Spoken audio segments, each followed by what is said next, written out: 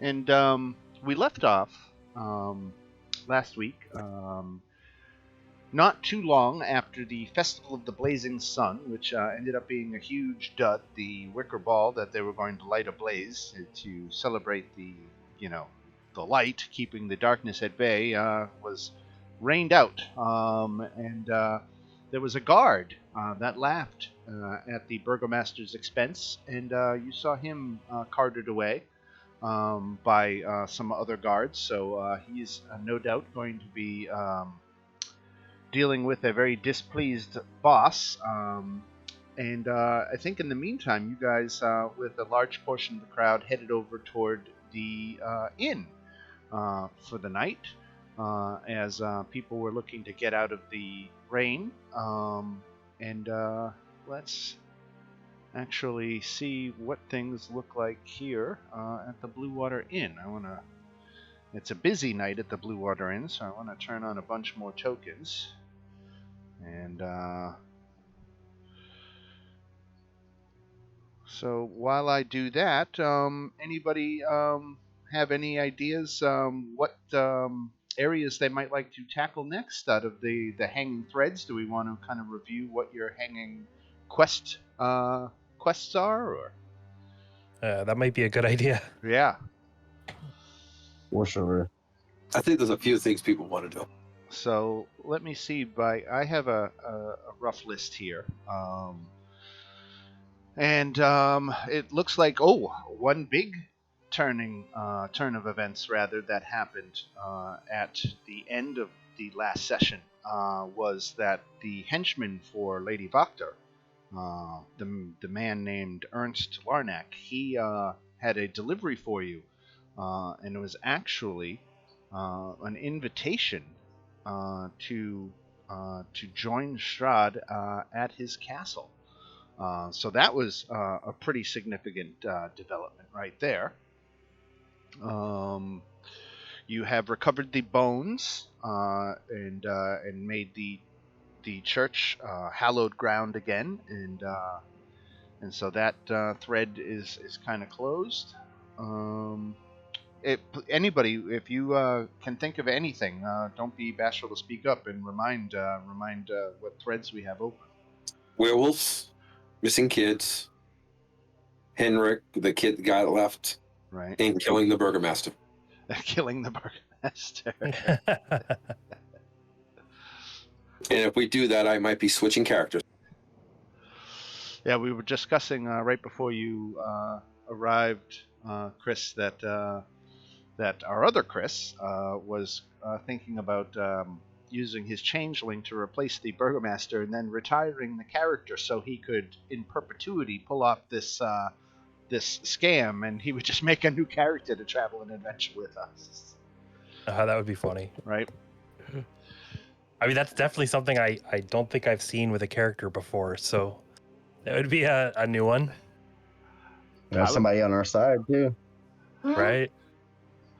That's funny. And then Lady Voctor's people would just be looking to oust your friend instead of the burgomaster jerkomaster.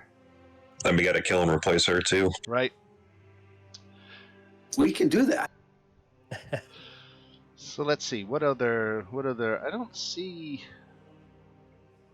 There's plenty of stuff. Plenty of threads that I have in my list here, things that you will get, but I'm trying to look at things that you've got a taste of so far. Chris G, remind me, what do you have? What information do you have on werewolves? The werewolves, number one, we almost got our asses destroyed by them. At the tower. Sure. But you guys all ran inside before the fight really happened. You took shelter. Yeah. Right. Yeah. We also know the kids were tracked out to the area, and there's the werewolf tracks and everything, but we couldn't follow it any farther. Mm-hmm. And I think that's where we left off. And then go ahead. I think we know the general direction they left because we kind of were in the tower watching them leave. Right. So, and more than that, too, while you were in the tower, you saw that the occupant, which looked like, according to Buster, was a woman named Esmeralda Davenier. Esmeralda had a map of the region around the tower, and she actually had a place marked on the map as a den. So let me come over here to. And I still have the head to deal with. Right. The one in the tower. Yeah, remember I put it in my backpack? I didn't specifically remember that, but it is ringing a bell now that you mention it. All right, so we are here at the inn. Let me transfer you all to the inn. It's a busy place tonight. Your tokens are all upstairs, so let me move you down. Get everybody in here. It is a crowded place tonight. Supposed to be a who am I missing? 1, 2, 3, 4, 5. Me. Probably me. Safina's. Oh no, there I am. Yeah. So there's Games, there's Safina, Bardor, Keldrin. You probably took me off because I wasn't here last week. Got it. Darian. There he is. All right. And then we got Murmur and Safina. And you might not have heard Darian, but you might be the only tiefling paladin we have now, because Alan unfortunately had some work stuff come up, so he's not going to be able to join us for some time. So at least we won't be getting confused about which one's Darian and which one is Marius anymore. That helps a little bit. A little bit. Yeah, we'll see about that. Right. I'll Yeah. still call you Marius for the hell of it. Yeah. Or Darius or some combination. Right. Marion. Right. All right. So the usual cast of characters in here. Noticeably absent, though, I just updated their token status, are the Wachter boys, Nikolai and Carl. They're usually in here. They're not seen tonight. Apparently, their mother didn't want them attending the Burgomaster's festival, or something like that. But you've got a room reserved if you want to get in on a long rest. I know it's starting to get late in the day. Not that late though. It is only about 7 o'clock. And it is Rectavio, the bard, is spinning his tales as he usually does. The hunters. Any open threads with him? I don't think so. I don't think you've ever had any lengthy interactions with him.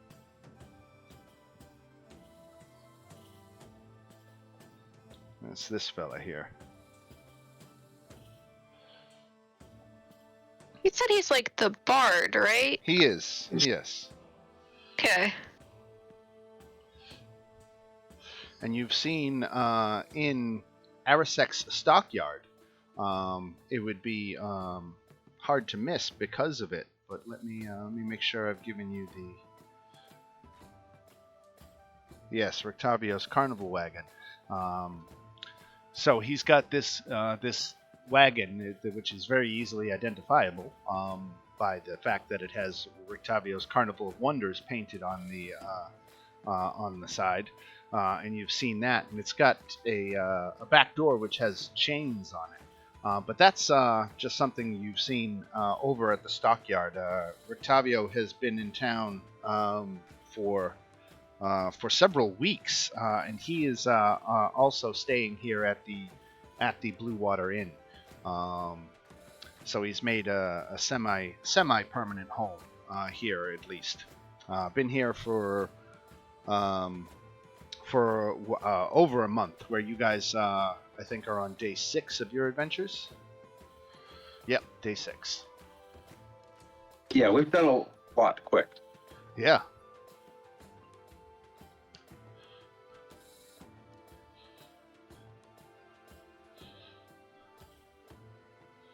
Oh, and then other threads that are open. Lady Voctor wanted your help, or at least complicity, in her ousting of the burgomaster. I think she said she was looking for powerful friends to make the right decision when she was ready to act.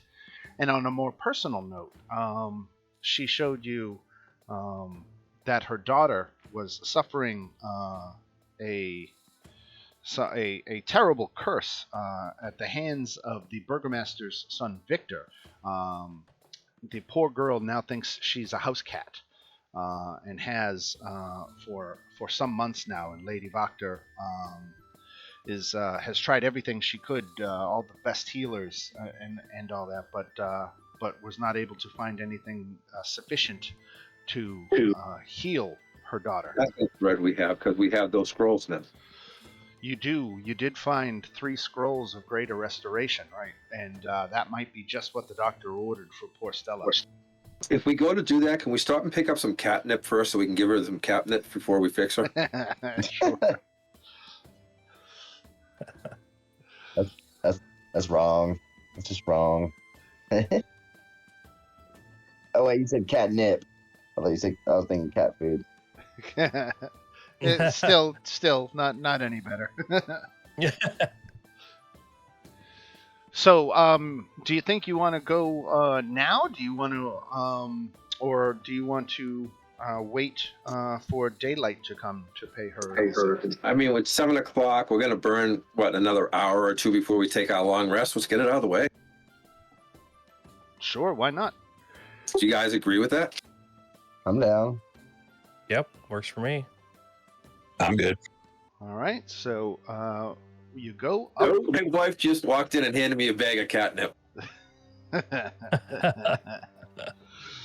All right, so we're moving on up to Vodka House instead. I don't think we necessarily have to jump to the map for this. There's not all that much to explore in Vodka House that you haven't already seen. But you are shown into the sitting room where Lady Vodka greets you and asks, what is it that brings you to her home this evening?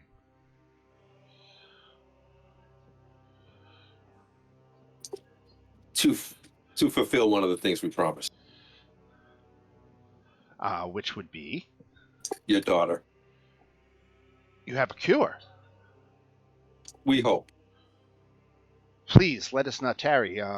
And she immediately gathers herself and takes you directly upstairs, right to Stella's room, where the poor girl is crouched up on the bed in a haunched position, and she's like licking the back of her hand and then dragging it across her head as if she was a cat grooming herself. Okay, quick out of character thing. What do we want to try to get anything out of this? We Well, can like assume this was reward-wise? the conversation that you were having on the way to Wachter House. How about her? She just needs to quit whatever she's got going on with the burgomaster, since you're going to be replacing him anyway. You know, we'll heal your daughter, but you need to just kind of calm it down a little bit. We'll stop the festivals. Will you leave the burgomaster alone too? Throw that in with it. What do you guys think?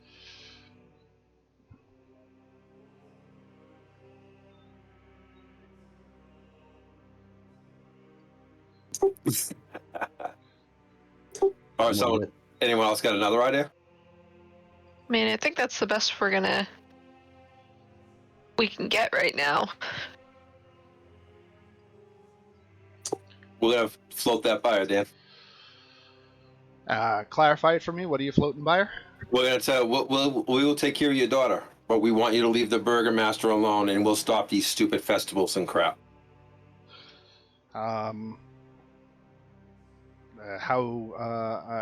That's not quite enough information for me to go off of. How are you going to affect this change? We can affect your daughter like this. What do you think we can do to him?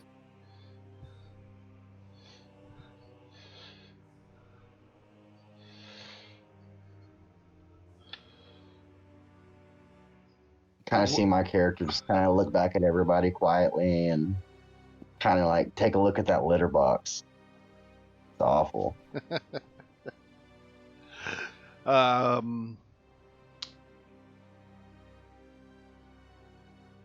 What is it you propose to do with the burgomaster? He will just run the town. Just leave that to us. He will leave you alone as long as you leave him alone.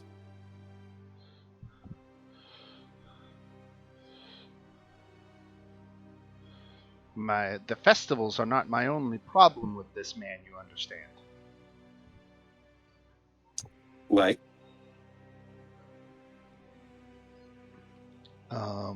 He's a buffoon, first of all, and he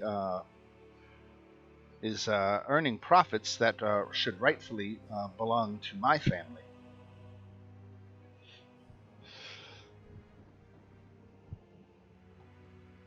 Well, we can fix that.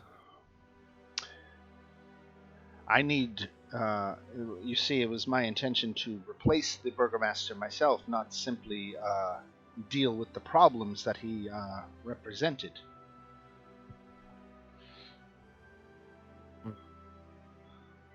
Well, if you want your, help for your daughter, there's not really much choice you have.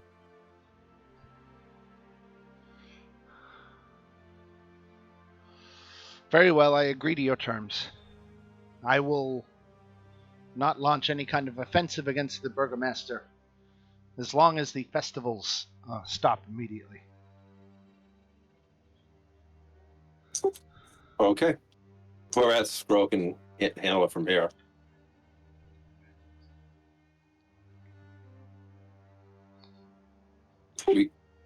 We good with that?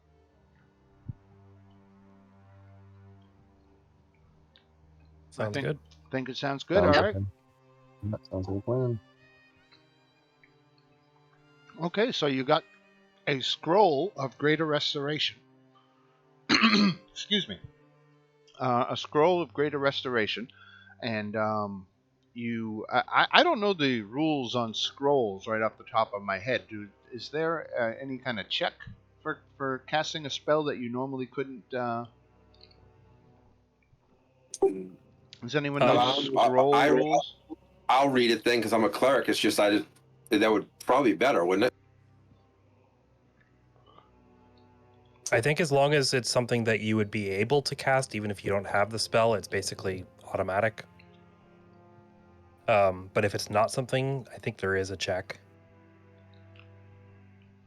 Okay, so it says if the spell is on your class's spell list, you can read the scroll and cast its spell without providing any material components.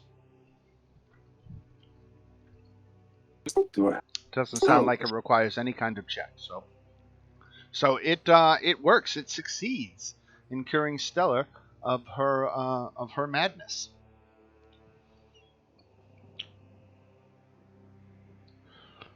What was the reward that she promised you for this? Basically, she leaves the burgomaster alone. Okay. All right, that's all you want in exchange. She agrees to it. Was there? I don't think anyone else had anything else they wanted, do they? Oh, works for me. Okay. All right, that business is done and settled. You've got that agreement from the lady, and you have no reason not to trust her at her word at this point. She's never given you any reason not to doubt anything she said. Anyway, not to this point. Not that you've had a huge, lengthy history with her. But it is, getting on the 8 o'clock hour here in Vallaki. And as you're kind of walking through the streets back to the Blue Water Inn for lack of anywhere else, and you can hear the roar of a tiger in the distance coming from this direction. And as you look down the street, you can see that there are some people running in apparent terror.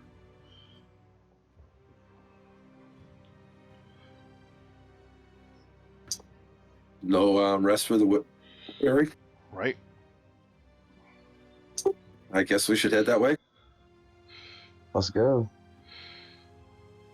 So you can hear the screams, particularly again in coming from the east, and you definitely hear what is the roar that would be typical of a very large cat. All right, I'm gonna head towards the roar.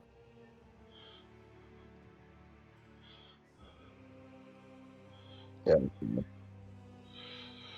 Okay. So you get down in this area, and the roars take you in the direction of Arisek's stockyard.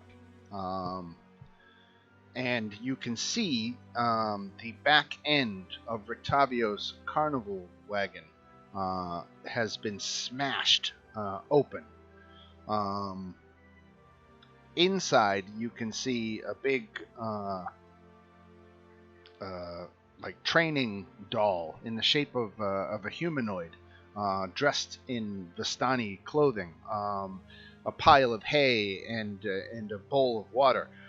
So it would appear that maybe this large cat was in the back of this wagon, and has escaped from here and is now presumably roaming the city.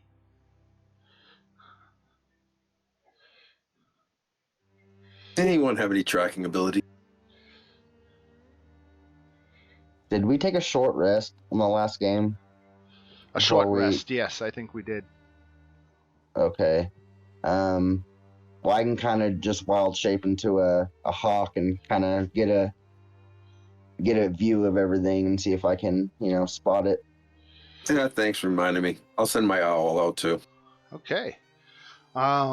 Oh, wait a second. Is that the wrong campaign? Wrong campaign. Wrong campaign. No owl in this campaign. You're right. I was about to say, Caladrin has an owl. Yes, he does, doesn't he? Right. And I left the dog back at the church with the lady. So, from an owl's point of view, you're able to only after about 10 minutes, five minutes of searching or so, you are able to identify that the creature is in fact over here.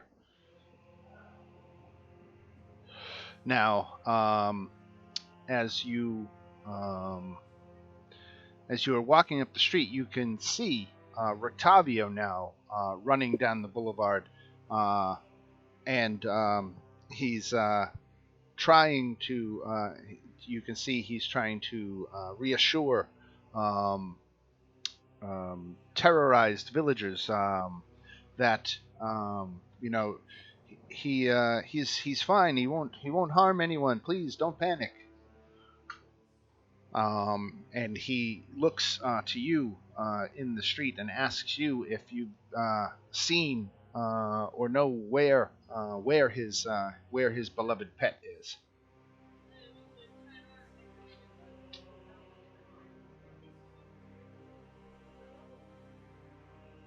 Did I wild shape or did someone send one of their animals? That was you. Okay. No, I can't speak yet. Oh, you wild shape? Did I miss that? I'm sorry. Oh no, it's okay. I'm just curious. I thought he said he didn't have the owl. Gotcha. So you were wild shaping to find it. I got you right. Yeah. So you've got him up here, and Rectavio is just in the street here.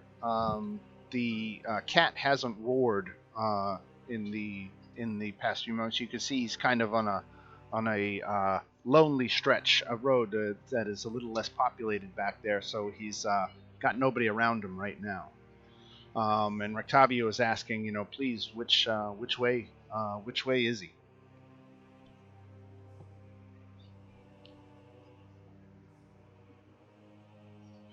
can I just kind of circle down around him to kind of, like follow me kind of thing and lead him towards the animal? Sure, yeah. So he's standing there with the group, and you come do circles around him, like you said. You'd rather, get his full attention, and you lead him around. And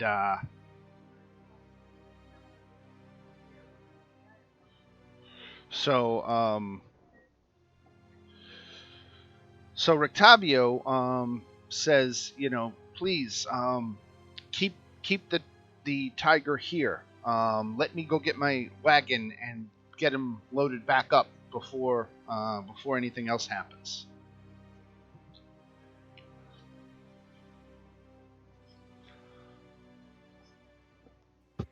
What do you guys think the biggest regular animal in the game is? Killer whale? Oh, yeah. I should be specific. T-Rex?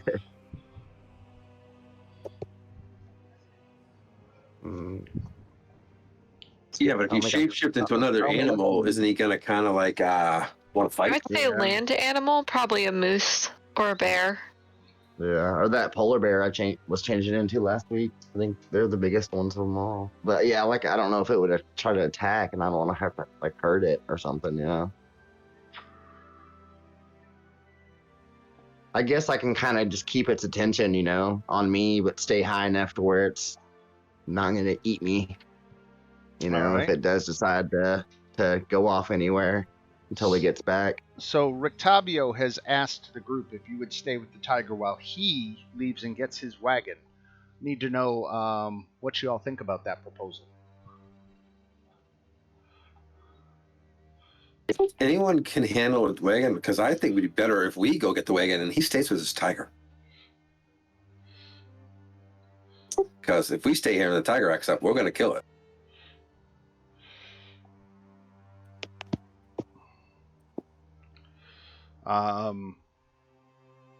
That's fine. If that's how you want to do it, you want to handle the wagon, go get it, saddle up the horses, and get it moving out. Does anyone got those type skills? I don't. Anybody got animal handling? Anybody trained in animal handling? Nope. I don't No. think I am. Yeah, I'm definitely. Looks like I am Bardor. actually. Bardor looks like he's got a 3 in animal handling. I do too. Well, actually, in animal handling, I have a +5. I'm just not proficient in it. So, okay. Gotcha. Yeah, I only got a +2. All right, I can try it. All right. Well, the animal handling is more if you are staying with the tiger. But you, yeah, I'm not going to make you do. I won't make you do animal handling for the horses. Okay.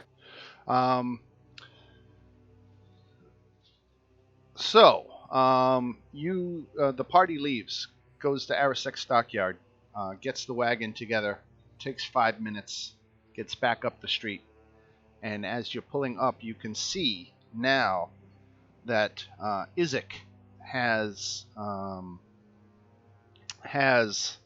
Rectavio on his he's like hogtied on the ground, and he's got 6 guards with him, and the guards have the tiger encircled, and they are about to strike. Monkey's uncle.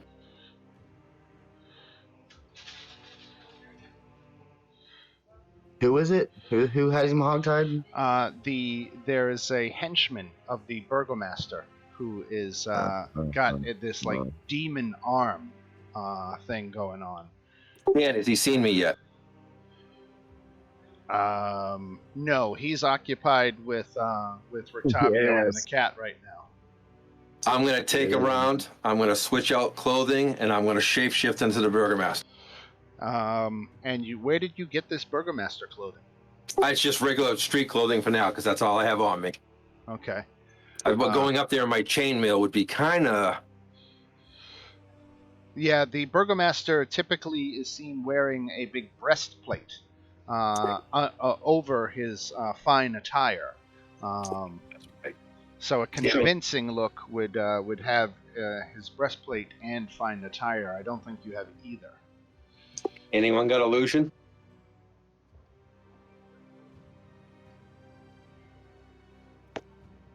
Nope, I'm a barbarian. I don't have that much magic.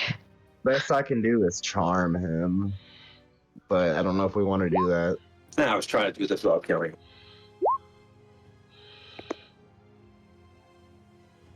All right, let's. All right.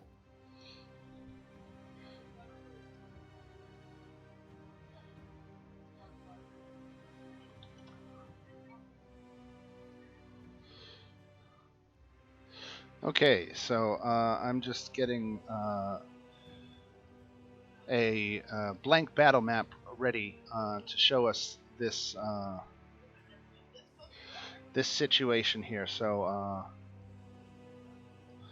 let's. All right. I'm gonna get a drink while you do that. Then.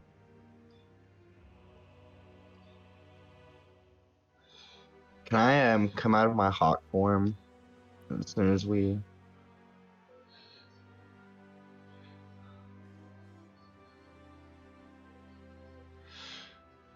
All right, I think I've got it now.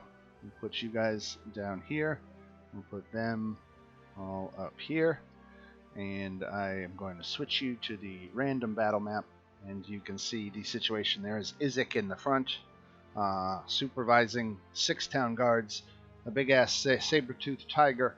Oh, we got to get Rectavio on there. He's restrained.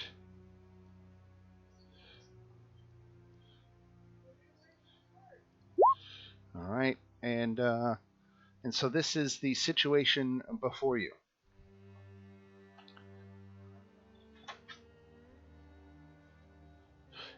Izek has his back to you, so he hasn't seen you, and the guards are all preoccupied with getting ready to kill this tiger.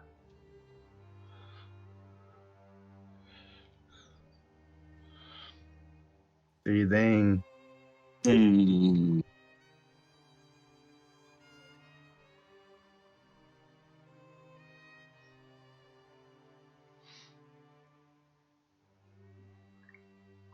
also want to turn back into my character form instead of the hawk.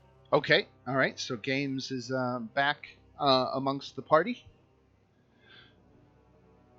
I guess seeing this, I'll call out and say, Do we want to give them that we talk, or we just want to plow into the back of them?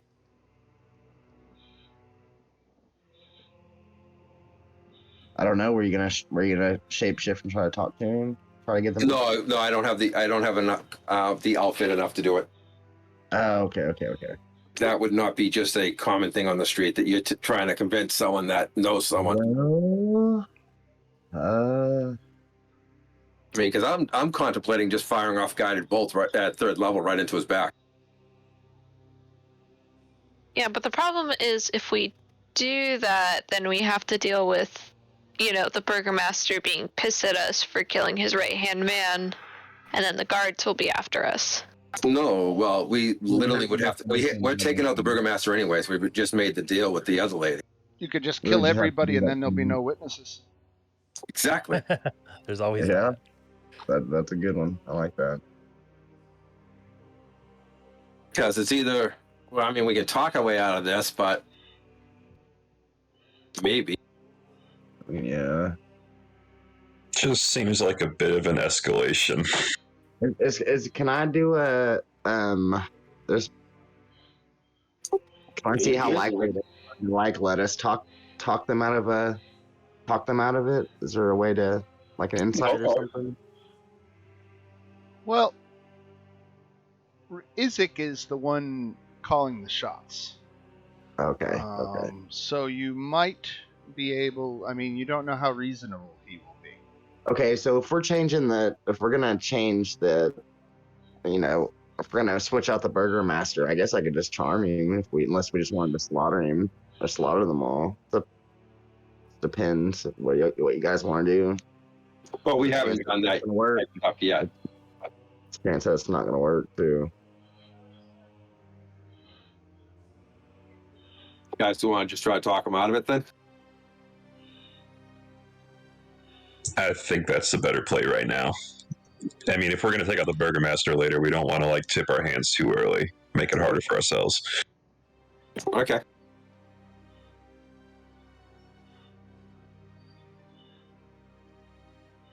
How close do you think we can get before he notices us? I have 14 on mine, or +4 on my modifier for wisdom. Or wait,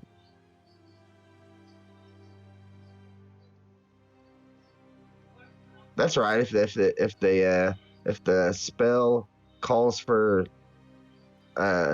used to use wisdom, then I would add the +4. No, that's just for saving throws. Is that? Well, we got to talk to him. What are you doing? I was going to try to charm him if we were going to try to talk our way out of it, because it doesn't really matter. Yeah, if he but knows. once the charm comes down, that whatever we do goes away. Do what? Well, The once the charm wears off, the victim knows they were charmed. Yeah, but if you're gonna be the Burgomaster anyway, you could just be like, Right? don't Good point. Good like, point. you could command him not to, look into it any further.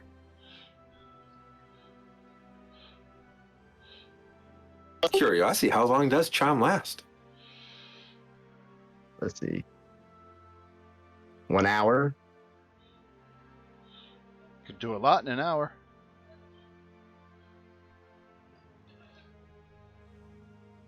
We can charm him, turn around, go to the Burgomaster, say we found out why the people are disappearing, and ask to speak to him alone about it. All right. Well, I can't give you guys unlimited amounts of time here. You've stumbled upon the scene. Remember, you've got Rectavio's wagon with you. Isaac still doesn't see you there, and you guys are discussing your options at a safe distance. But the guards are now pressing in with their spears, trying to hit the tiger. So this one hits for 5 damage, and I won't go through turns yet, but we'll say that was a few seconds. A few seconds of time went by, and that happened. So you can resume your Burgomaster, and I'll charm him. How about that? No, we're just moving. You would be enough to pull him. We're just gonna. Should we just walk up on him? The charm we can do it at any.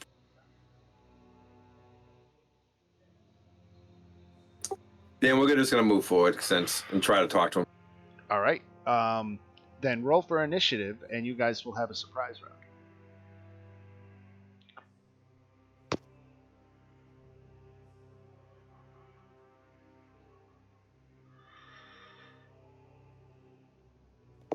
It's not me.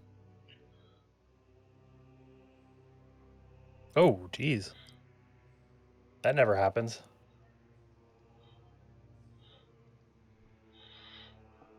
Awful.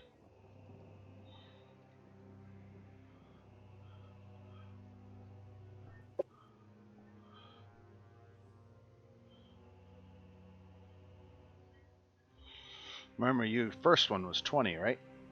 Yeah, for some reason it says that I wasn't clicked, so it didn't go through. And games. Okay, and games is on 4. All right, let's get this sorted out and see who does what. So, Safina, you get to go. So Diplomacy. we're still kind of Diplomacy is not necessarily dead. Just Right. remember that anything you want to convey, and we will be liberal with this, but it conceivably has to fit within about 6 seconds of time. okay. So I think for now I'm gonna ready in action. Yeah. With a short bow on Isaac, Okay. and the trigger will be if we get attacked. You want to do steady your aim? Can I do that with a? Yeah. Well, I guess that's a bonus action. So It says on your next attack roll on the current turn. Okay. Maybe that's what the wording is. It says on the current turn. Current Because turn. your reaction wouldn't happen during your turn. Yeah, because I guess there's a difference between turn and round. Right. Okay. So probably not then, but that's okay. Yep. That was worth checking out. Yep. Murmur. Okay. Yeah, just definitely feeling conflicted about this whole thing. Let me see. Ooh, I cannot get close to him.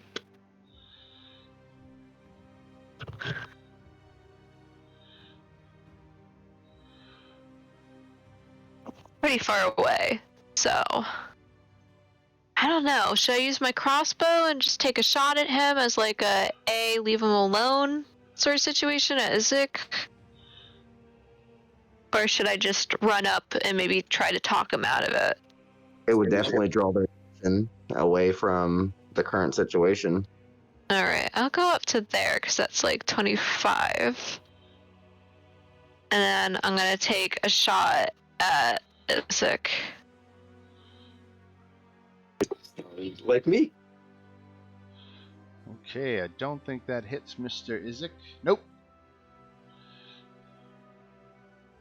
It's sort of a warning, and I, just looked back to the rest of the group like, are we doing this, or... Oh, you know what I'm about to do if you're firing.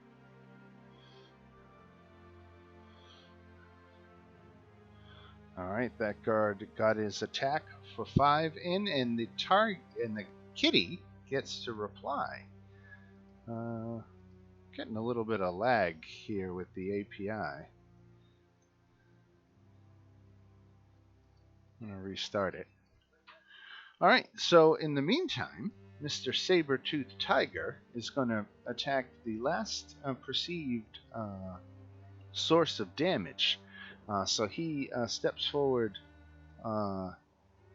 and hits with his claw. And he hits for 19 and 7 damage on that guard. This guard is going to step in and do his best to take down this big tiger. Come on.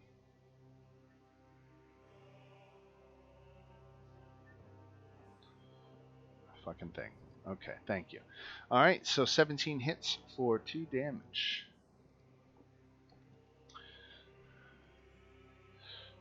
Another guard steps up, does the same thing, misses. Rectavio is just screaming, please don't kill the tiger.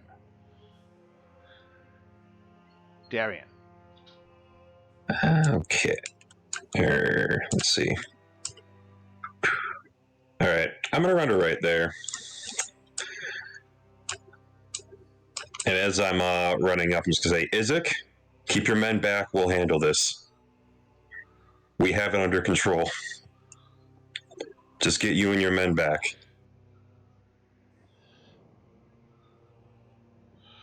He's seen, or at least he's familiar with you and knows that you took on a bunch of vampires, so he kind of... Normally he might blow off such a comment, but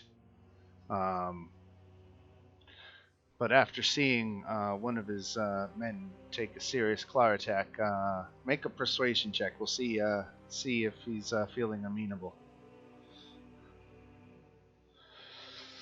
Probably not. I like that. He's not totally writing off the idea, so he calls his men off. And this guard just holds his ground as a result. And Isaac just steps to the side and makes a wide gesture in the direction of the tiger with a sweeping motion of his arm, as if to say, it's all yours, please. And we go to games. We didn't get anything to hold the cat. A barbarian. I get to grapple it.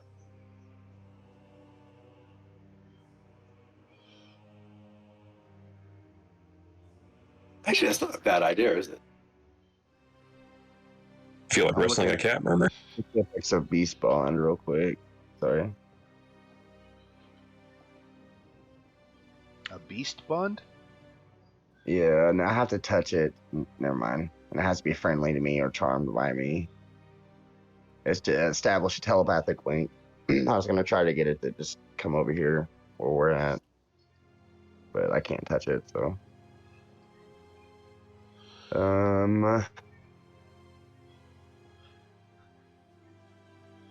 It's the only thing I can do is either heal it or mess it up.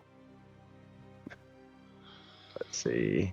Oh, you certainly got a healthy amount of distance. You could definitely use your movement to get closer. That goes for all of Yeah. you, really. Yeah, we might as well. I'm gonna go ahead and.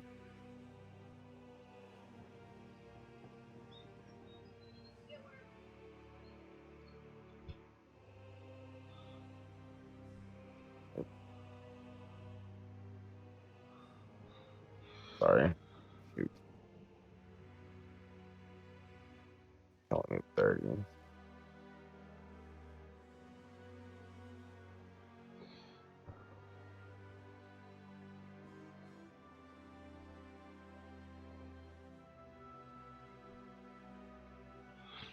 All right. Anything else besides moving? No, not no. I'm going to. That's it. That's All right. it. Go to bar door. All right, I got a little plan.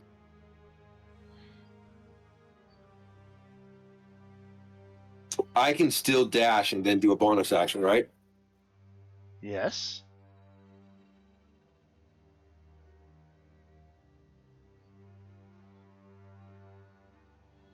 Then I'm talking to the cat, telling it to calm down, be good, and as I do that,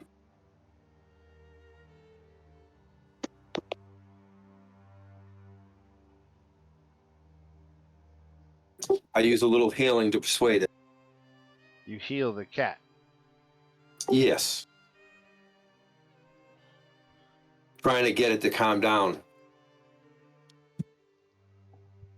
I'm talking loudly to it as calmly as I can as I go towards it. All right. Is that an animal handling roll? Yeah, sure. I mean, let's see what you get.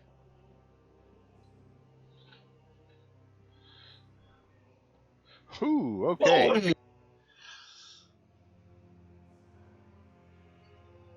The thing sits down.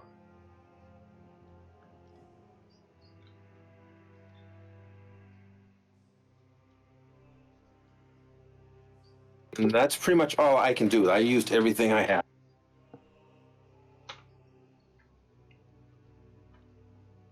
All Okay. right.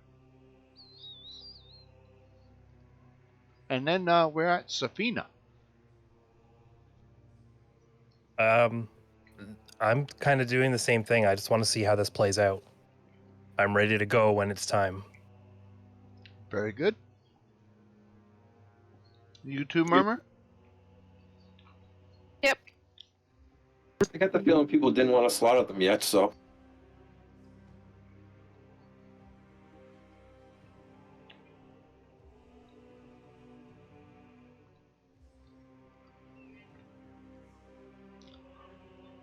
The guards back off. The cat doesn't take opportunity attacks or anything. Rectavio's there. Then we are at Darien. I'm just going to tell Isaac, hey, you should probably let Rectavio go. It'll probably make this a lot easier on all of us.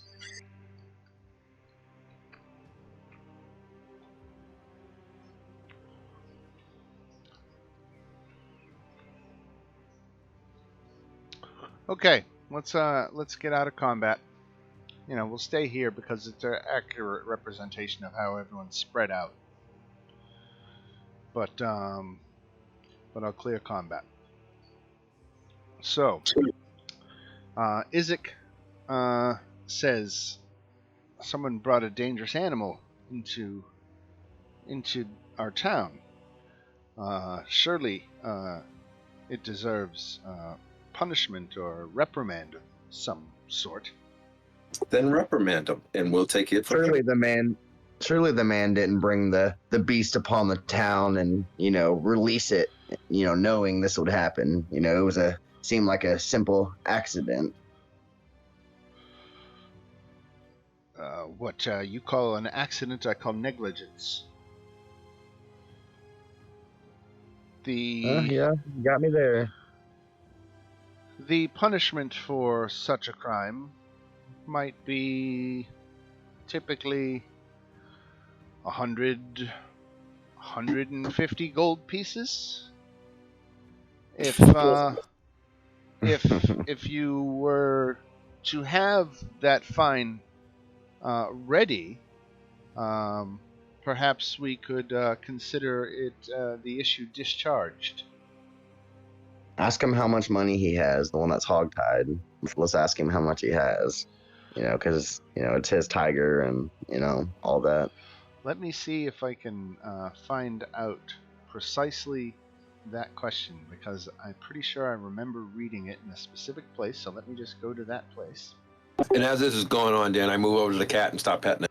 You got it.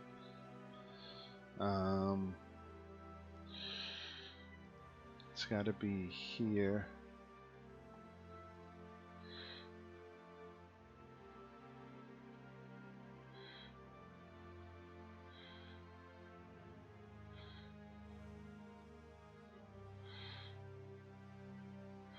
Okay, here it is. Got it. All right. I knew it was in here.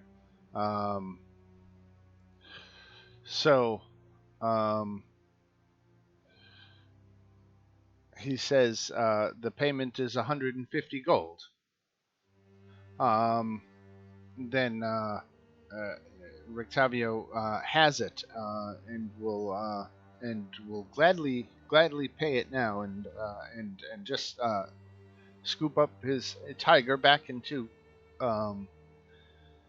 his wagon and leave town immediately, never to return.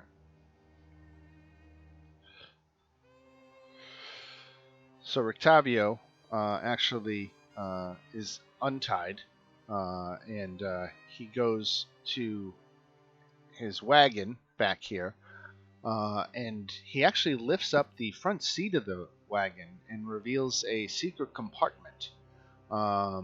He fishes around inside for a moment and comes out with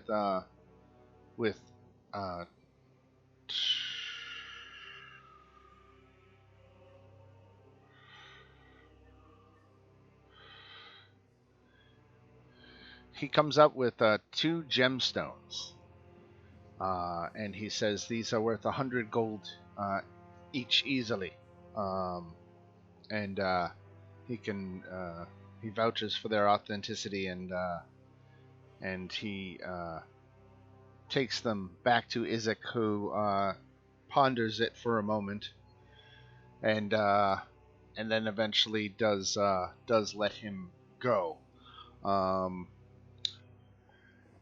Rectavio immediately runs over to collect the tiger. Bardor, he sees you've done a fantastic job in calming the beast down, and Job butter. you lead it over to the wagon, and it takes a moment to secure the door. It actually even takes some nails.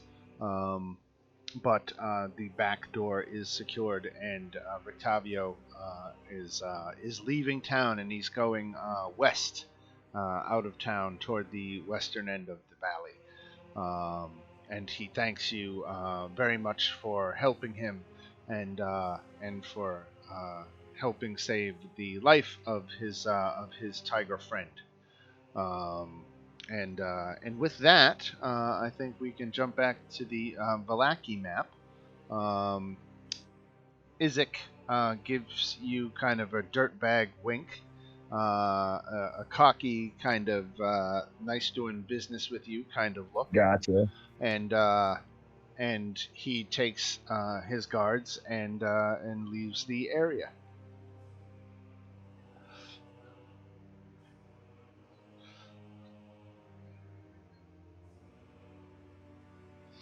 What time is it? I mean, what time is it now? Now it's about 10 o'clock at night. The burgomaster's probably asleep.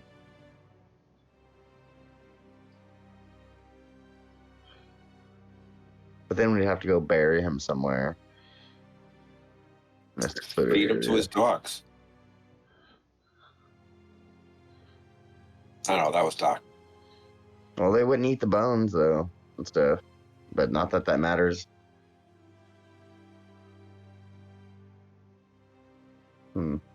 So, do you guys think we got enough punch in us to take out the burgomaster? We try to do it stealthy? Or do you guys want to do that after a long rest and figure it out better? You know what? I want to give you an XP reward for that whole thing. Why don't you each get 250 XP?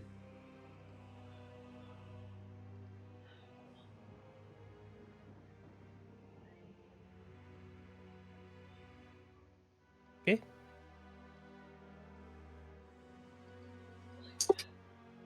Anyone got any preferences on what we do next?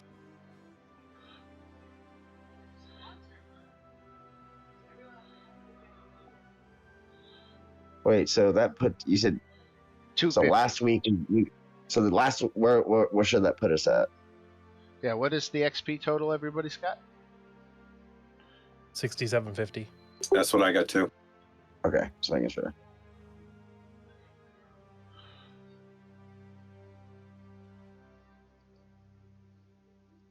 Because I'm debating if we should try to stealth in and just take him out in his sleep.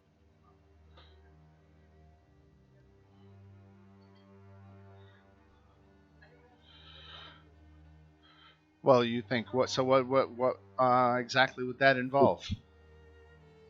That's what I'm trying to figure out in my head real quick, and it's not coming to me. Yeah. You know, the burgomaster's mansion is locked down at night. It's got guards posted. I would like to change some spells around before I did that. Yeah.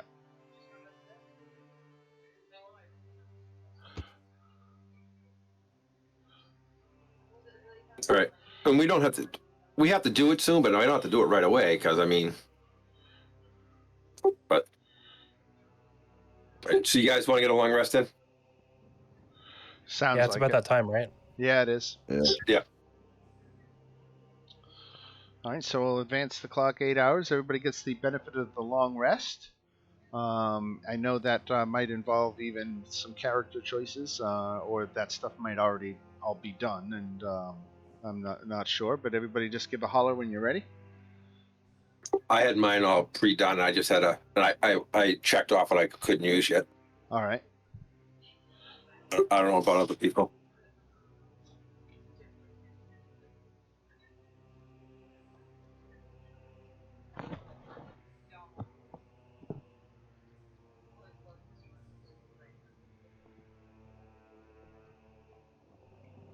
Everybody, all good? How do you go back? How do you go back to the? Do you got to go back to like completely back to edit your character? Oh, never mind. I see it.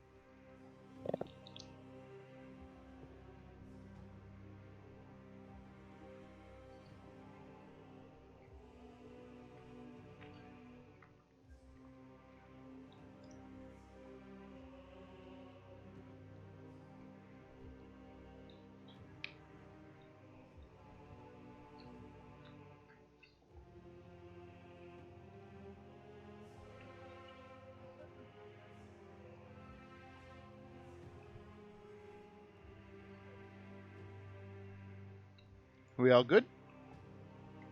One sec. Okay. Take your time. I'm stuffing my face with dessert calzone. Heck yeah. It's a calzone Sounds with candy bars inside. That sounds amazing.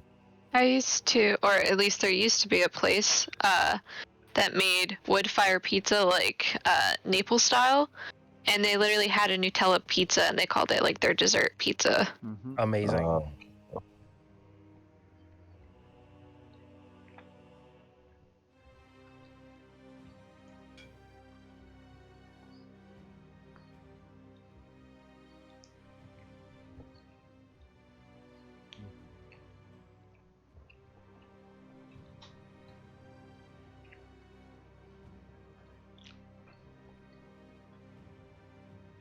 All right, I'll save the last piece for my wife. Here you go, darling. Such a nice guy. I know. That's what I do. I eat 75% of something, and then I ask my wife if she wants anything. I'm a thoughtful guy. Uh-huh. I'm almost finished, y'all. All good. No worries. I gotta get a drink to wash down my calzone. There you go.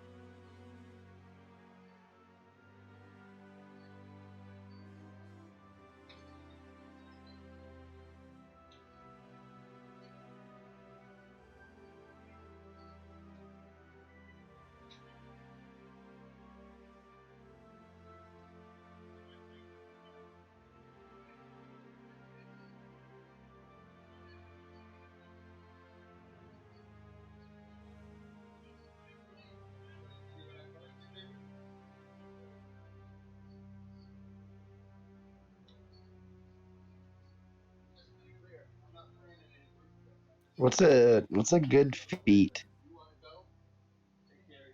for a druid? Lucky. Played one. Lucky Which is one? always a good feat. Lucky? Okay, sweet. What does that do? I'm gonna look here.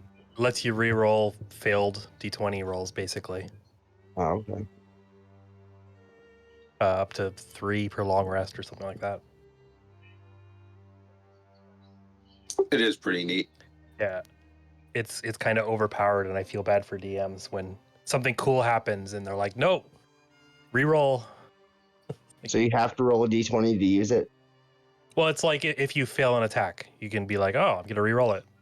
Or if you fail a saving throw, you re-roll it. Okay, I'm adding that for sure. And I believe you can. It's like points, but you can use it if you wanted to, like on another player's roll too. So if like Okay. we're in a battle and someone failed the death save, you can say, "I'm going to use a luck point," so they re-roll that. Okay. Yeah, it says I have 3, so Yeah. Mhm. heck yeah. I am finished, so. It's always good if somebody has it on the party.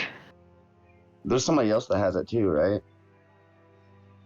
Or is he the one that's gone? I've got my racial traits that do similar. Oh, okay.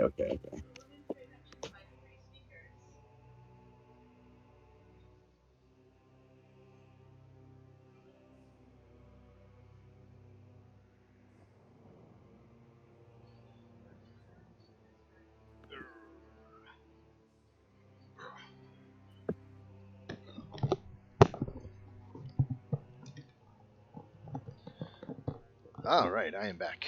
Are we ready to rock? Do it. All right. So, Izek smugly leaves the scene with the guards in tow. It is. That was the scene before everybody went back to the inn, got a good night's rest, and we begin day 7 at the crack of early, and you've got oh my God, I almost forgot. I don't like that. I don't believe I almost forgot this. It's a bit late now, but that's okay. I can retcon this. All right. So, there are 5 of you.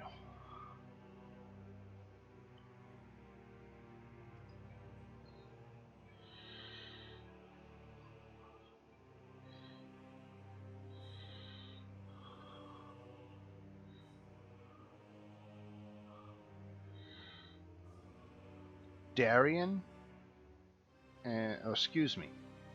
Murmur, Bardor, and Games. Murmur, Bardor, Games. You had terrible, terrible, terrible nightmares last night. Visions of a windmill, and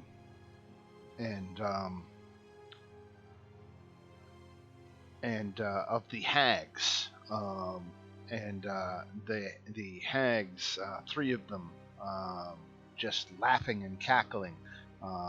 You woke up in a cold sweat.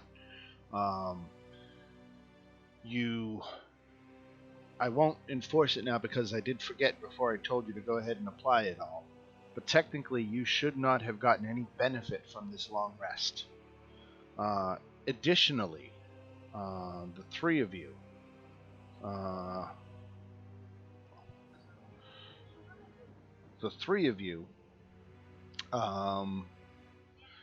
Murmur and Bardor, you lose 3 hit points off of your maximum, off your hit point max.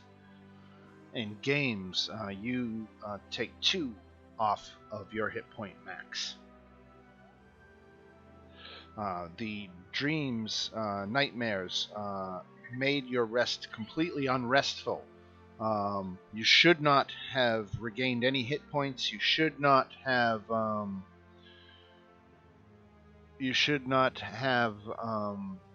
gotten any spells back, anything like that.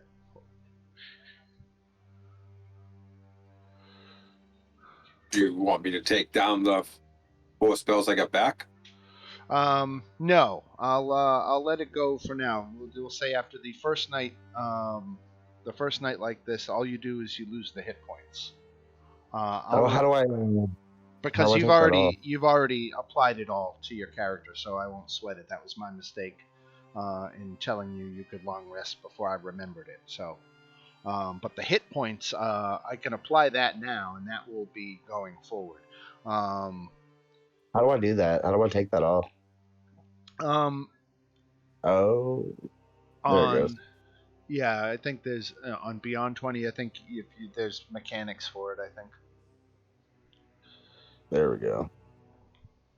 And just make a note somewhere what your original hit points were, because you can reverse this effect.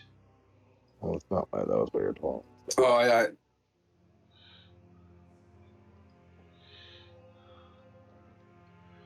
what world's going on here? Friggin' hags.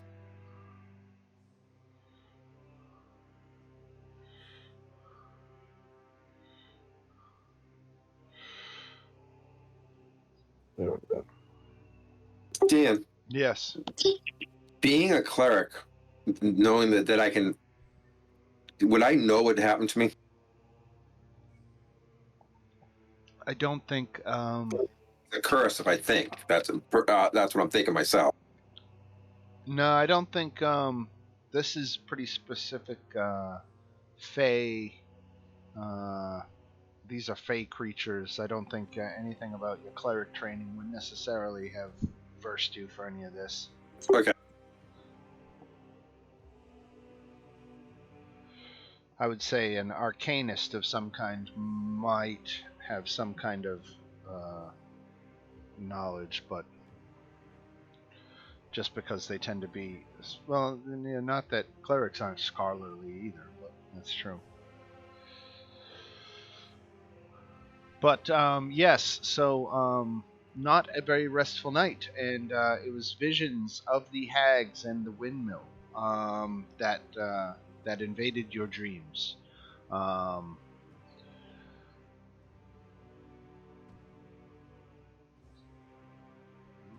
And that is where we start with day 7. So so fortunately, you still have your fresh resources all ahead of you, and that hit point reduction could have been a lot worse. It could have been up to 10. So it only shaved a little off the top. But the question, of course, is what's going to happen again tonight.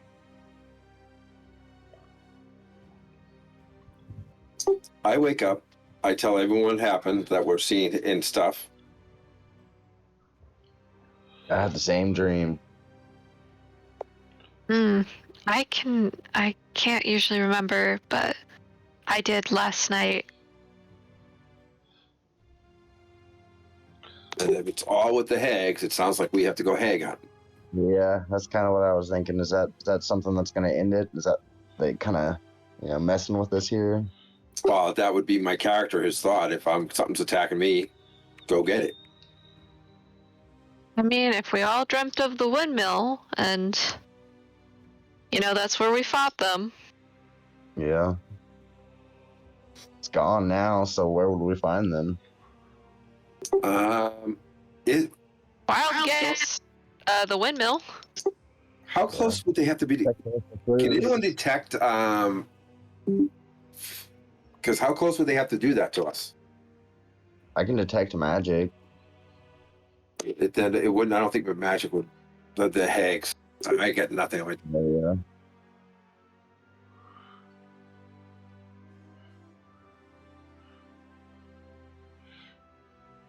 Well, should we head to the? Where do you guys want to head? Do you want to head to the windmill first?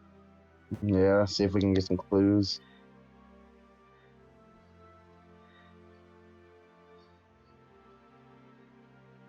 All right, so we set out of the eastern gate, out of Vallaki. Sounds like going to the windmill is on the order, unless there are any objections or other suggestions. Wish we had a way to detect them. Oh, don't paladins have something like detecting evil? I could be totally wrong. Divine sense. Yeah, Divine but that sense. doesn't work on Fae unless I'm like a Oath of Ancients. I see. Are hags actually Fae though? If they were close, I thought they'd be like fiend or something. if they're close by, I have fairy fire, but I don't think they are. I could be wrong. So I'm going to go ahead and I'm going to show you this. I think this part we figured out because Safina almost stole one of the heartstones off of the hag. But this is how the two of them escaped getting killed during your fight. But this is also an ability that the night hags, who are fiends, have. I don't know that your divine sense would detect things on the ethereal plane. Yeah, I think we ruled like in the beginning that it wouldn't.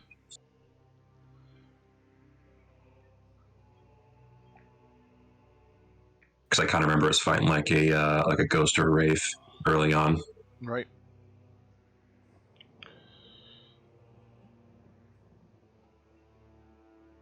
So the hags, the reason 3 of you were affected was, of course, there are 3 hags.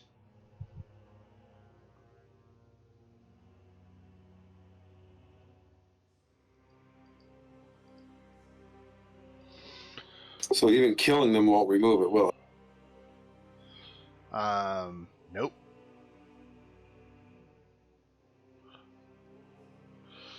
Here's the thing, a greater restoration will put your hit points back to maximum. But if this is going to happen again tonight, you don't really have any defense against it, no matter where you run.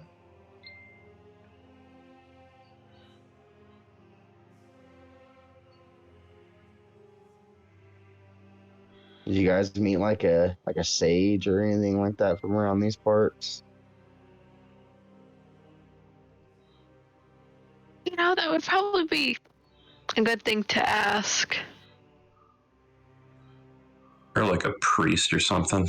Yeah, something like that. That somebody that's like from around this area, that would be maybe familiar with the hag's curses. I have to say, like there was the church in Blackie, who we got the bones for. Maybe we could ask the father there and see if he knows anyone.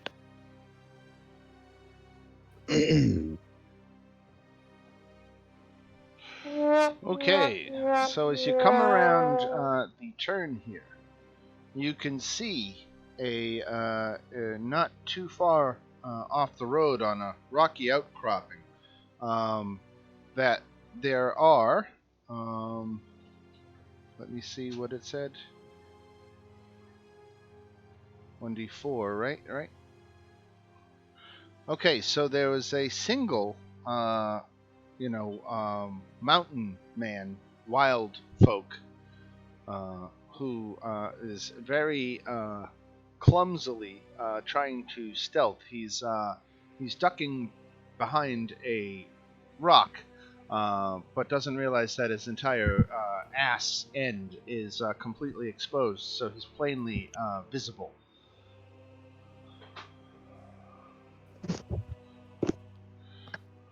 That's why my character would be like, hey, you, we see you back there. You know, just kind of let him know that we know he's there. So at that point, he stands up and runs away. There's 5 of you and 1 of him, and so he is just fleeing.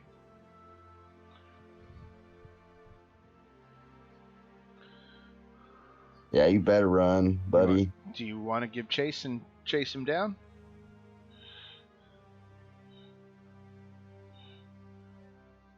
I don't know, them dreams are pretty awful. All right, you're gonna let him go. All right, that was a random encounter that you just opted not to chase down, and that's fine. We will continue along the road. It takes about 2 hours in total to get to the windmill. So that's a couple of random encounter checks. Let me make them now, and we'll make it official here. 11 nothing, and 4 nothing. All right, so we are back at the windmill. I will keep us on this map for now.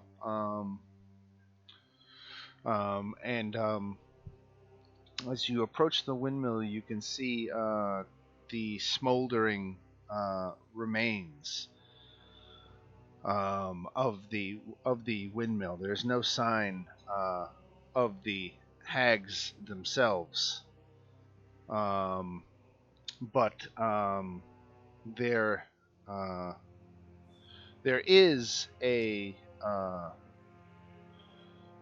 spike driven into the door, and hanging from the door is a pendant.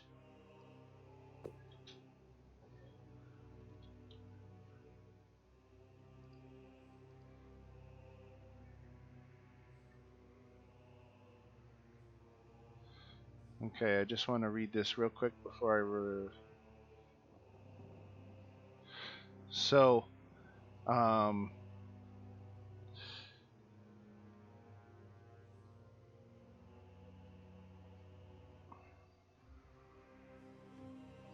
okay, there's nothing spoilerish in there. So, hanging from the door is this Hag Eye Pendant, and there's a letter attached to it. The letter reads, "See that this eye is delivered to Castle Ravenloft to a man named Cyrus Bellevue. He should be gifted with that, or even sneak it onto his person if you have to. And if you agree to do this, the hags will stop their nightly assault. But if you do anything to the contrary, they will continue visiting you in your dreams, and will do so until you die, and there's nothing you can do about it."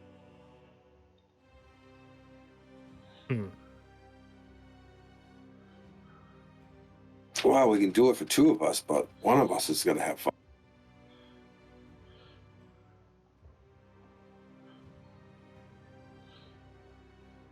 All right. Well, I guess I don't see any alternative until we can find a way to protect ourselves from that.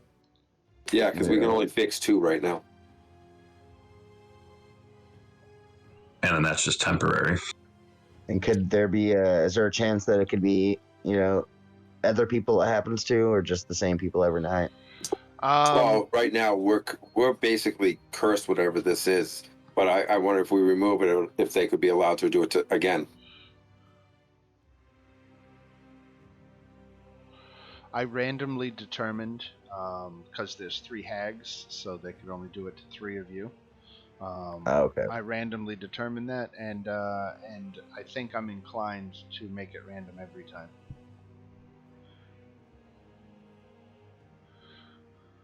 That could be very unlucky for people, but it also could be lucky for others. Well, we have an invitation to visit Strahd. That's what I was about to say. I mean, do we want to push it in that direction? I feel like we don't have a choice. We supposedly have safe passage. Yeah. And time is not on our side, so How far is the castle from where we're at? Let me see. Oh, we're close. The Lackey to Castle Ravenloft is 11 miles, and at a normal pace that should take you about 8 hours. And what time is it now? You've actually already shaved 2 hours off that trip, so from where you are, it's only 6 more hours. And it is it is 8 in the morning right now. Oh, okay. Yeah, It's probably safest for us to go that way during the daytime anyway. Considering vampires and all.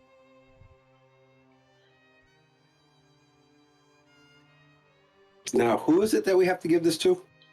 Cyrus Bellevue.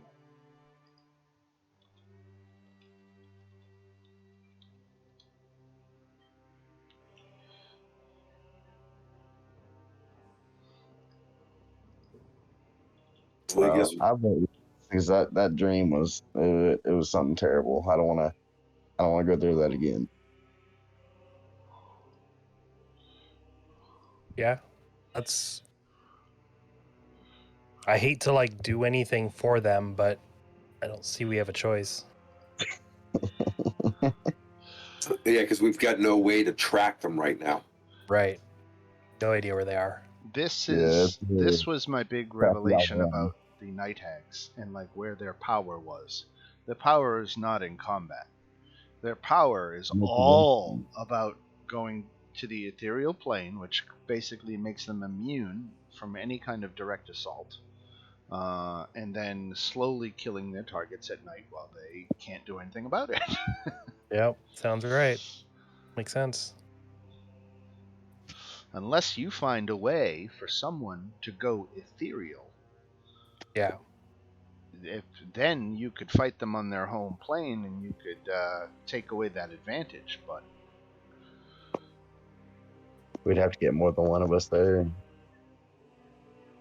Dan, I got one question. yes. On this Strahd, I didn't think anything could leave this plane. The plane, the demi-plane of Barovia, exists as a pocket dimension within the ethereal plane.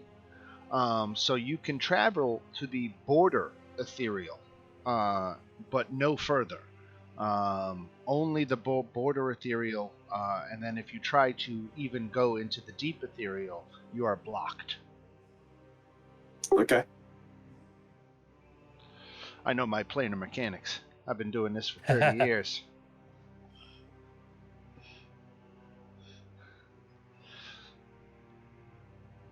You guys want to roll out? All right. Yep. To the castle. I bet when you woke up today, you didn't say, let's go visit Dracula in his castle. Oh, I had remembered that invite. Oh, did I say Dracula? I'm sorry. Yeah. I said something close. Not quite. So, as promised, your ride to the castle does not trigger any randoms. And in game terms, we'll say that is unusually peaceful as you head down the road to Castle Ravenloft. Now, let me areas of Barovia. You come back through the giant gates of Barovia. You'll remember those. There's a set of those right here. And you take the turn on the mountain pass that takes you to toward the castle. So even here in the mountains, the forest and the fog are inescapable. Ahead, the dirt road splits in two, widening toward the east. There you see patches of cobblestone, suggesting that the eastern branch was once an important thoroughfare. Parked at the fork in the road, pointed east, is a large black carriage drawn by two black horses. The horses snort puffs of steamy breath into the chill mountain air, and the side door of the carriage swings open silently.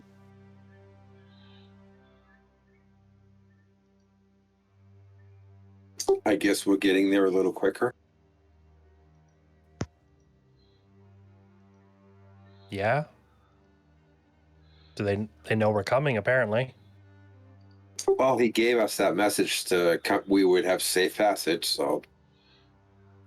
Well, the man keeps his word. That's one thing we can say about him so far. Well, at least what we can see. All right, I'll hop in. Everybody pile in? I guess. That's it. Man. If he wanted us dead, I'm sure he could have, already made that happen by now. That'd be a good fight. All right, so once you all pile into the wagon, there's no driver of this wagon, but the horses seem to know which way to go, and begin taking you through this mountain pass. Now, after winding through the forest and craggy mountain peaks, the road takes a sudden turn to the east, and the startling, awesome presence of Castle Ravenloft towers before you.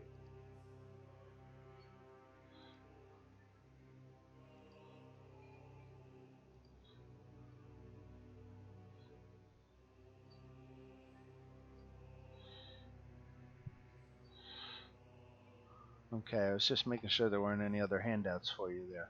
The So this is it. carriage. That's the Ravenloft. The carriage comes to a dead stop before twin turrets of stone, broken from years of exposure. Beyond these guard towers is a precipice of a 50-foot wide fog-filled chasm that disappears into unknown depths. A lowered drawbridge of old, shored-up wooden beams stretches across the chasm, between you and the archway to the courtyard. The chains of the drawbridge creak in the wind, their rust-eaten iron straining under the weight. From atop the high walls, stone gargoyles stare at you from their hollow eye sockets and grin hideously. A rotting wooden portcullis, green with growth, hangs above the entry tunnel. Beyond this location, the main doors of Ravenloft stand open. A rich, warm light spills from within, flooding the courtyard. Torches flutter sadly in sconces on both sides of the open doors. And with that, we will go to Castle Ravenloft.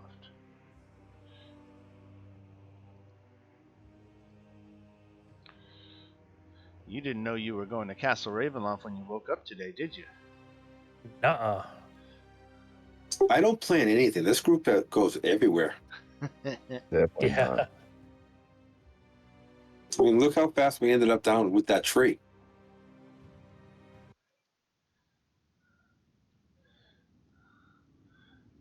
Give me a moment here.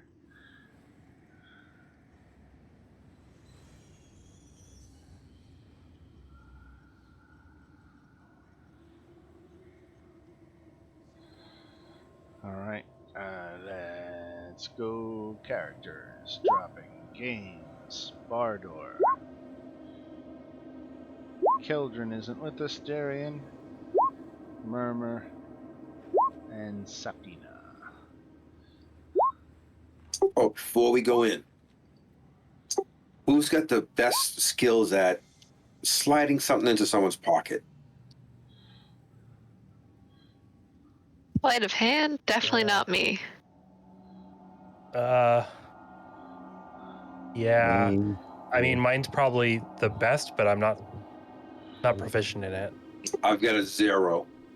Got a 3. Number one. Although, if we were to have another long rest, which we're not going to do, but if we did, I could actually select sleight of hand as a new proficiency.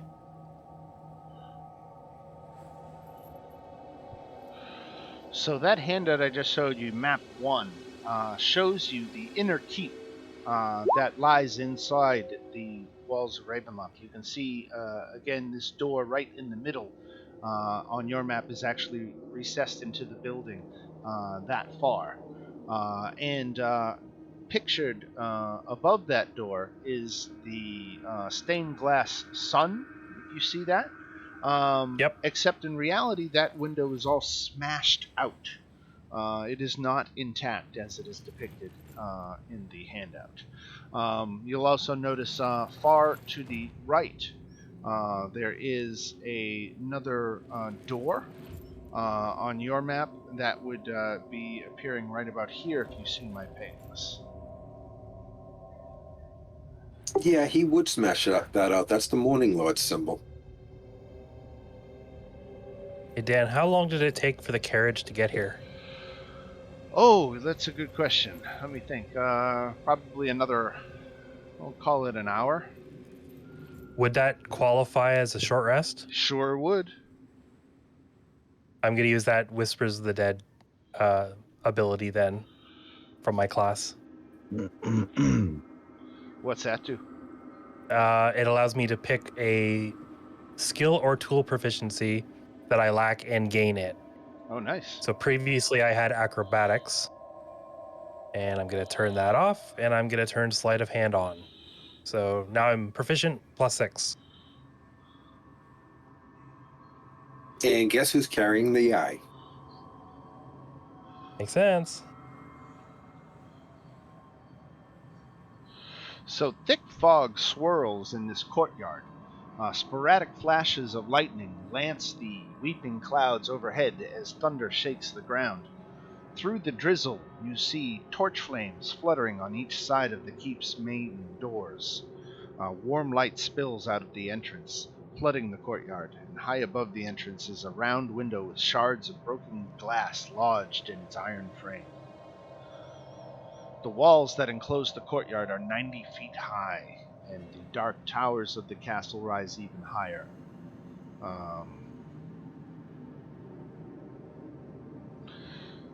You could explore the outside of the keep by going round to the sides, or you can go straight into the castle and its open doors. How about we take the servants' entrance? The one at the bottom? Yeah.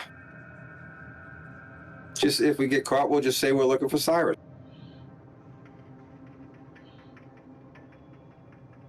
Yeah, I don't care. Sure. Why not? Because we're expected to go through the front door, right? I would think so. You know, I hate to sound dramatic, but I don't think it's a good idea to go wandering off in a place like this. If the man can have horses show up and ready to take us to the castle, I don't think it's a good idea to sneak around. No encounters Yeah. the whole way here. Yeah. Alright. Also a good point. All right, front door it is. Alright, let me throw you onto a different map here. Heebie-jeebies from this place.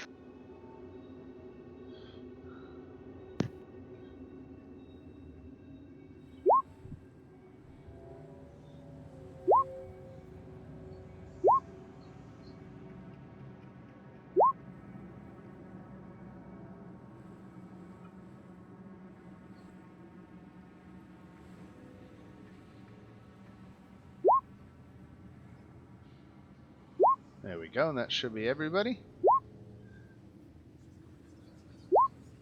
And these doors are open.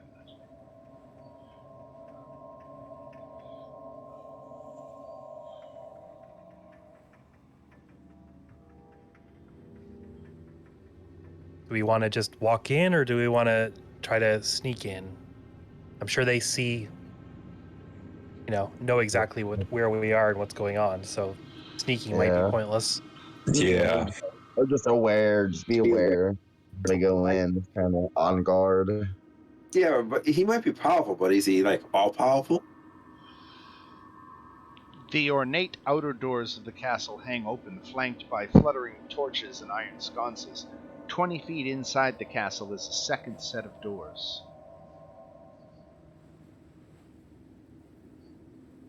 All right. In we go.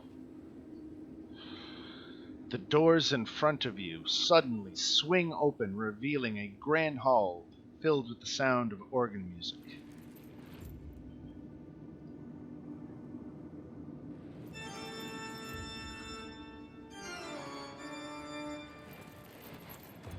Okay, so the feeling about this being not the place to kind of wander around is right.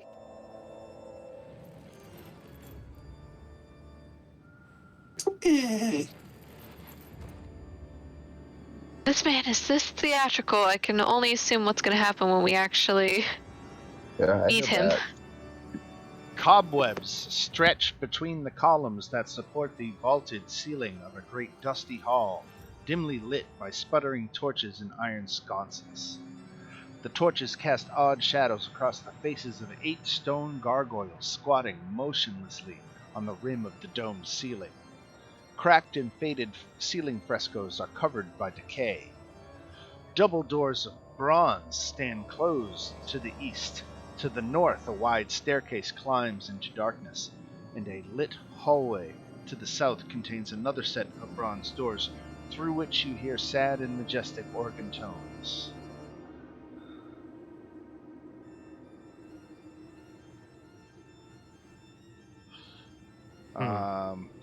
An elf with brown skin. Hold on. And long black hair descends the wide staircase, quiet as a cat. He wears a gray cloak over black studded leather armor and has a polished scimitar hanging from his belt. "My master is expecting you," he says. And you are? "I am the castle chamberlain, Rahadin." Cool. Alright, well, I guess we better go see what this fellow wants.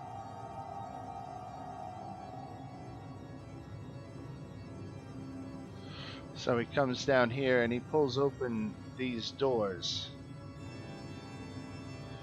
Dan, you should change the background music to dawn, dawn.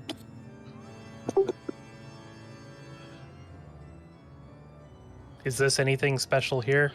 That is, let me tell you. So, torchlight flutters against the walls of this vaulted hall. To the east, an arch hallway stretches for 20 feet, ending at a spiral staircase that goes up and down.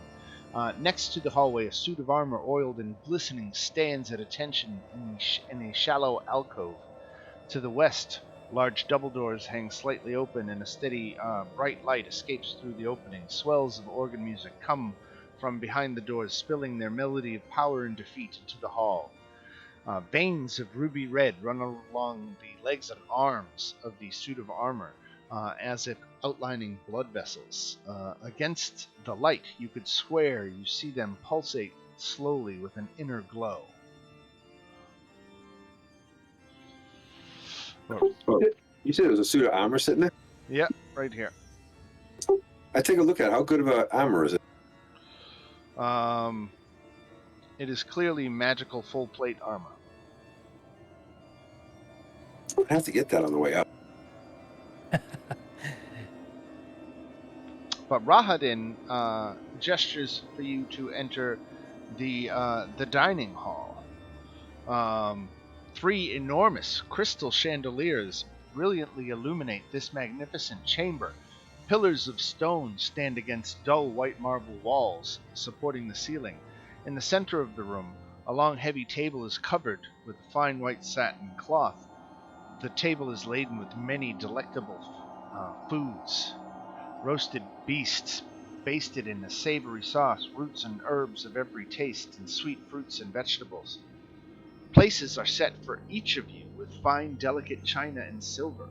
At each place is a crystal goblet filled with an amber liquid with a delicate, tantalizing fragrance. At the center of the far west wall, between floor-to-ceiling mirrors, stands a massive organ. Its pipes blare out a thunderous melody that speaks in its tone of greatness and despair. Seated at the organ, facing away from you, a single caped figure pounds the keys in raptured ecstasy. The figure suddenly stops, and as deep silence falls over the dining hall, it slowly turns towards you.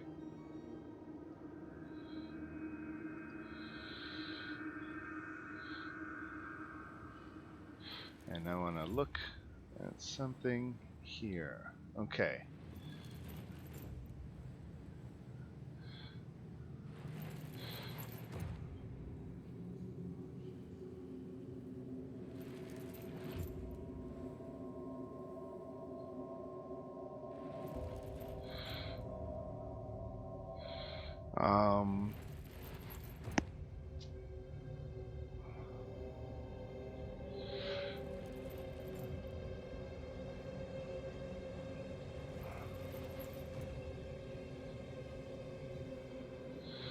So after he finishes playing the organ,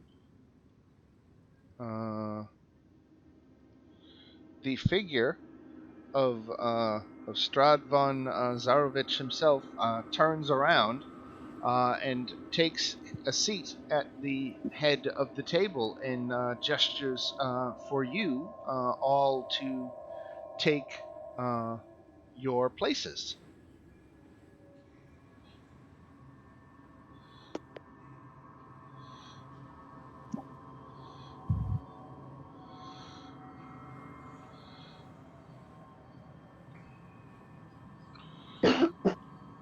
So, despite his brutality and evil nature, Strahd is a nobleman at heart.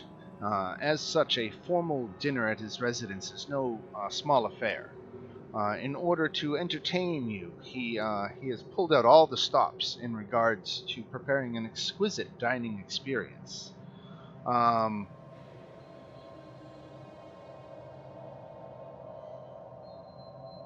He has imported ingredients that have not been seen in Barovia for centuries, and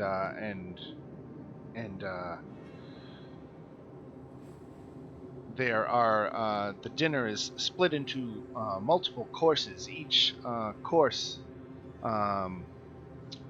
taking about 30 minutes, giving plenty of time for conversation.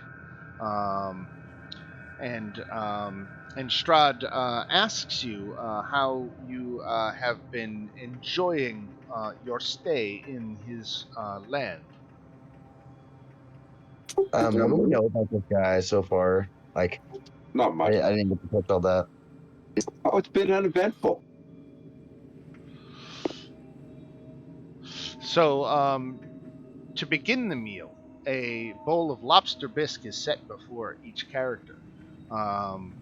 Strahd formally introduces himself, and he goes into some detail into the history of the land of Barovia and his role in liberating it.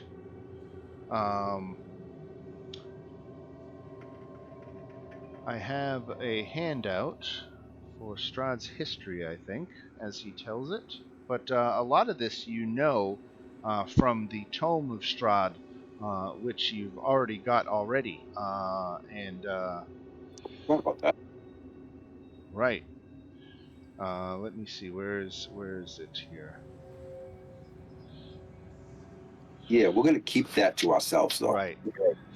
Is that an item that you're talking about? Yeah, From the Tome?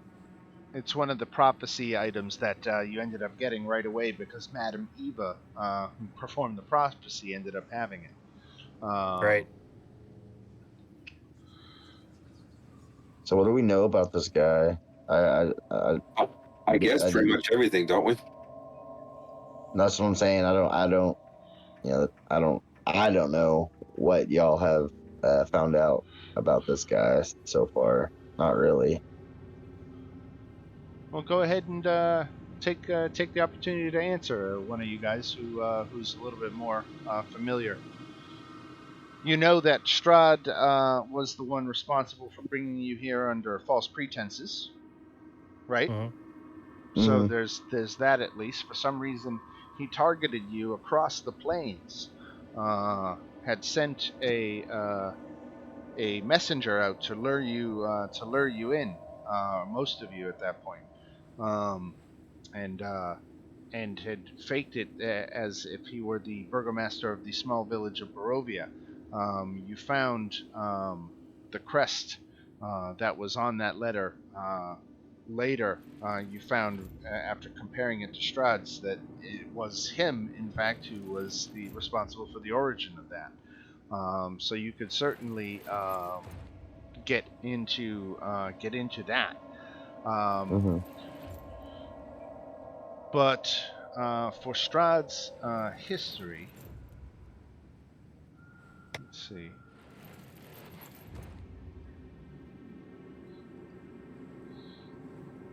Where do I don't remember where I put the handout for Strahd's history, so I'm just going to move on without it. But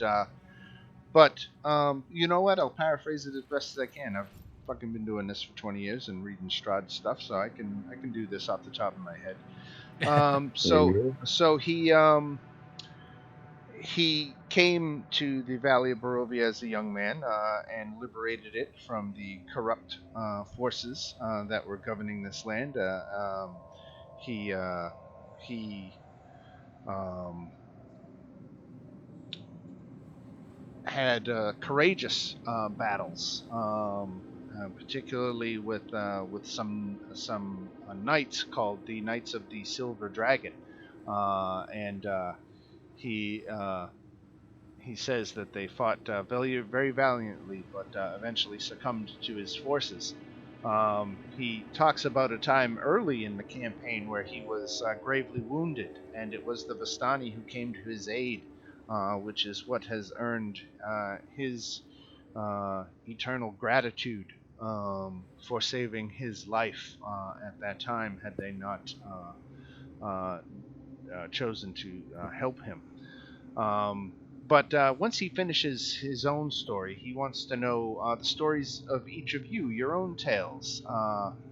And seated at the table with you, I should point out they're not tokens represented, um, but joining you are Strahd's companions and consorts.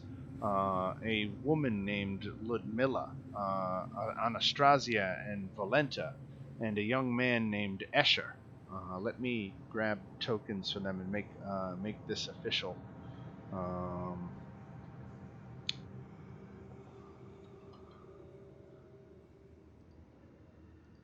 there we go.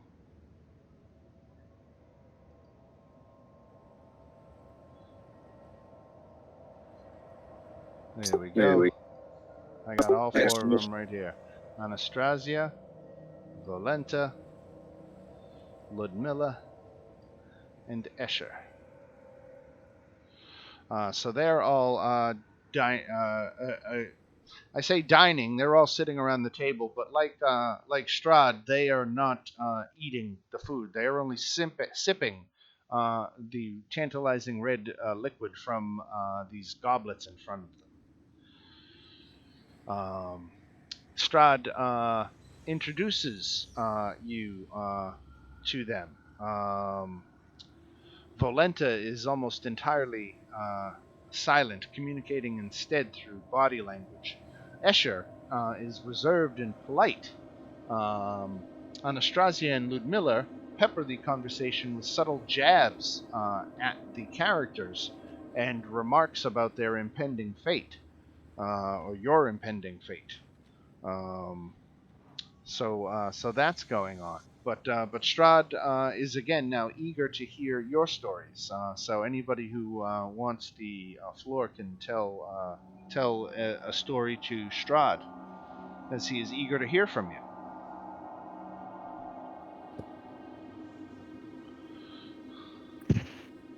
I'll go. So Safina stands up.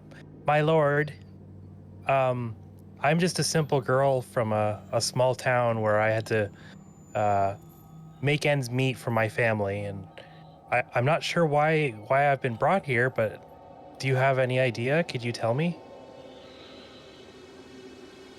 He said, "Fate has brought us together. It sometimes works in mysterious ways." Oh, I've heard phrases like that before. That's okay. And she sits down quietly, All right. still kind of confused. Well, I kind of stand up, and my character does, and I'm kind of like, well, I know a little bit about fate. My mammy and my pappy picked me up on the side of the road when I was abandoned and took me in as their own, and so yeah, that's pretty much my story, or at least all I'm willing to share with all our new friends here. Of course, of course. At this point, the bisque is cleared away and replaced by a plate of sliced tender beef drizzled in a dark sauce and framed by vibrant greens. Excuse me. Yeah.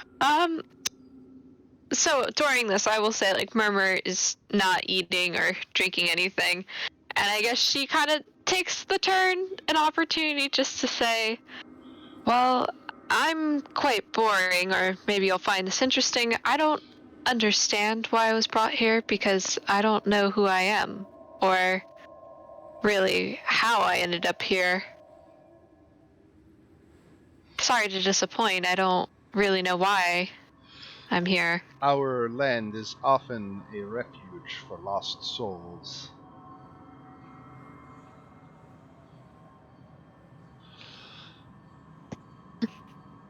So is it insinuated that we already ate the first what's the first thing he put in front of us? I mean, yeah, it smells delicious and looks absolutely fine. And you Okay, kind of, there is the idea that if he wanted to kill you, he wouldn't necessarily be poisoning you. He could poison probably you. just kill you. Yeah. Okay. Um, so, placed between you are bowls of freshly baked bread still warm from the oven and pads of freshly churned butter. By the time this course arrives at the table, Strahd is getting a good idea of who you are and where you came from.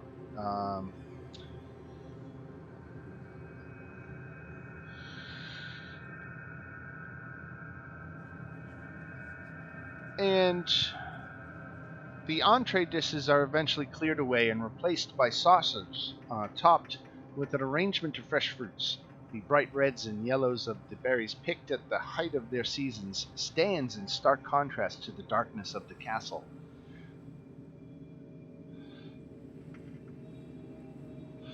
So, and Strahd senses that there's some tension in the room, and he he clears his throat and he says,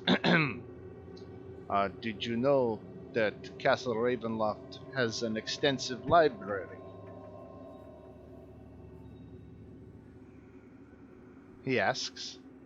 No, did not. He said, just the other day, I was reading a book about an immortal dog. It was impossible to put down. I would love to see the library. If that's an His joke invite. is...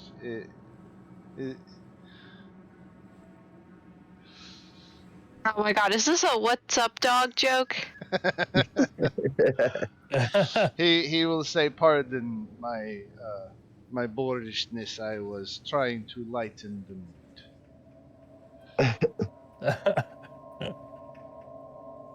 Oh, okay. At that point, my character just like scarfs down the rest of the dessert and kind of, Okay. you know. I will stand and just, slight bow to Strahd, showing impeccable manners, and just say, my lord, at least in my case and interest, I'm curious.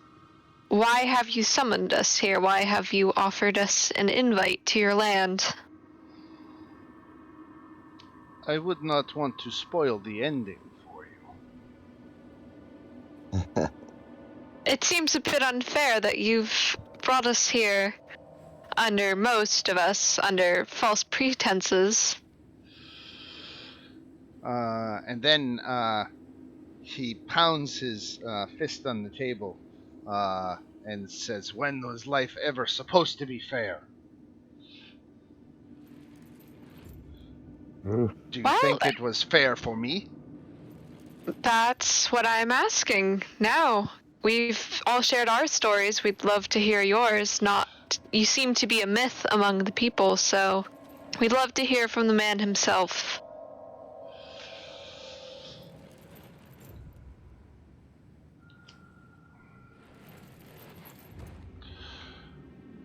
Well, you see, it is immortality is you know what? He's not going to do this. He's not going to do this. What is he going to do? He's going to say, adventurers like yourself provide amusement to me. There is so little to do after 700 years. And watching you squirm like rats in a maze amuses me.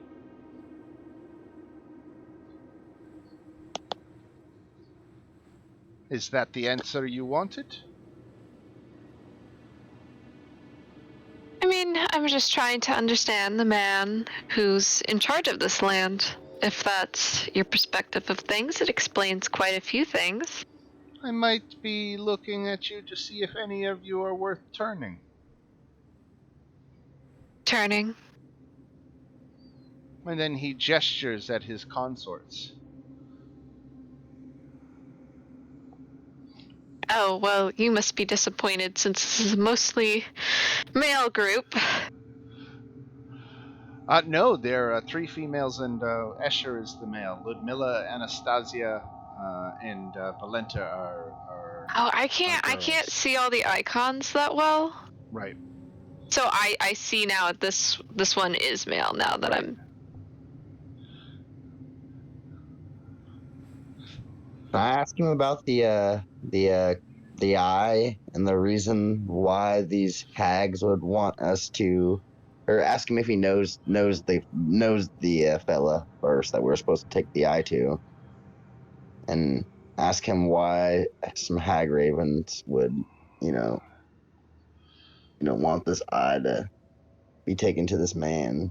You Think really. we should do that? Does anybody have any input for that before I say any more? Yeah, actually, We're trying to stealth that in. okay. Yeah. I mean, Myrtle will laugh when he says turn because at least he doesn't know, but she's kind of like, oh, I'm definitely not a good choice. Maybe you're the best choice because of your condition. I'm still making up my mind. Really? You'd have me in my condition.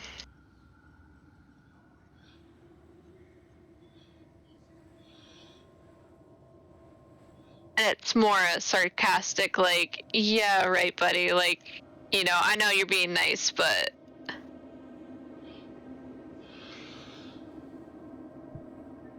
So, Strahd says it is getting late. I would offer to let you stay in the castle until morning.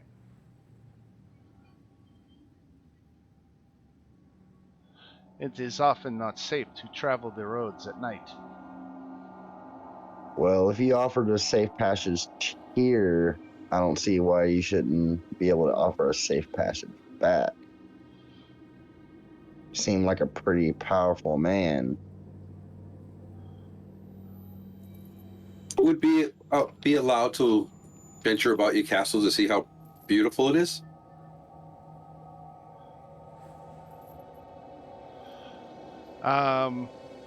He grants you leave to explore the castle at your leisure, save for the lower levels. You are not allowed there. Should we ask him about that guy? Make sure he's not on the lower level. Ask, to mention if he knows the fella by chance. Not sure about that. Do we want to get caught in the lower level if that's where he's at? You ever have one of those times where you want to ask for forgiveness that's better than permission? Right? Yeah, That sounds about I dig right it. here.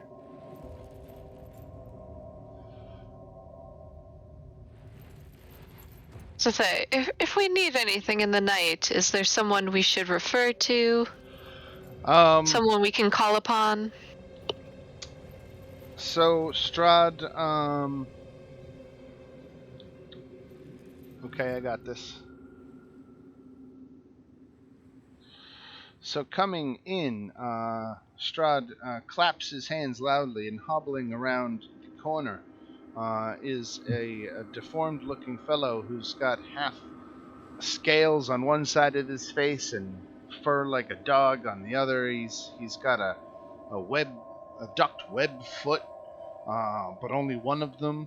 The other one is like a goat foot. It's this horrible mishmash of creatures. And Strahd calls out and says, "Cyrus will show you to the lounge and guest room where you may spend the night there, and he can attend to your needs."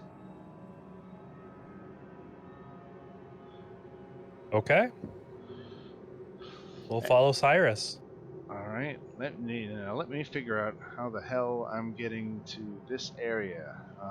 K49 and 50. I got to remember which stairways to take.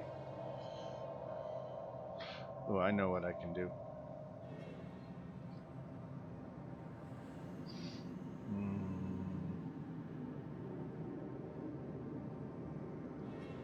Dan, Yes. during that whole time, I was studying Strahd, how he speaks, everything. Gotcha. I'm following you. All right. So it's not there. 49 and 50. I wasn't necessarily prepared for you guys to actually go to the castle. I'm sorry. 49 and 50. Let's see.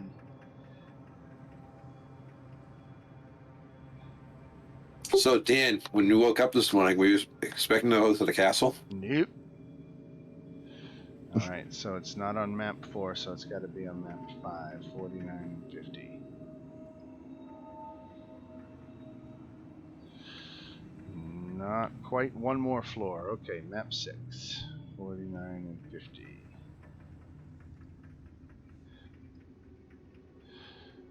Got it. All right. So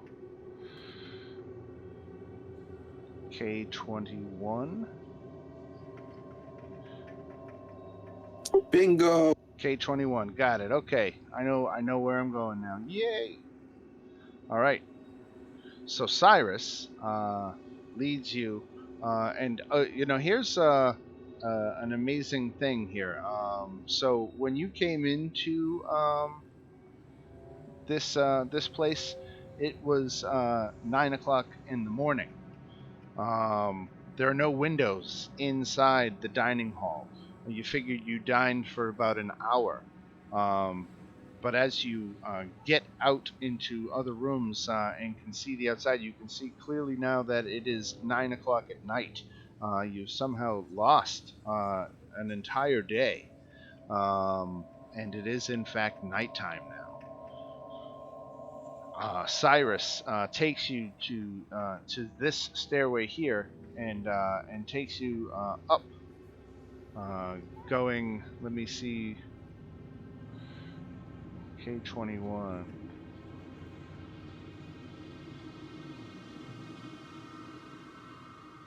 All right. So, fluttering torches and iron sconces illuminate the spiral staircase. A chill wind rushes down the circling stairway, seeming to kill the very heat of the torches. But if you all want to follow me over here, we will go up one level.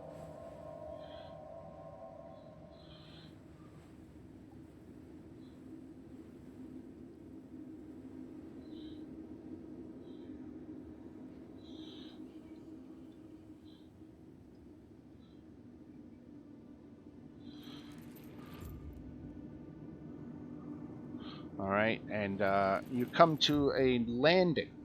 There's a door here on this landing, but Cyrus keeps taking you up, and you go up another floor.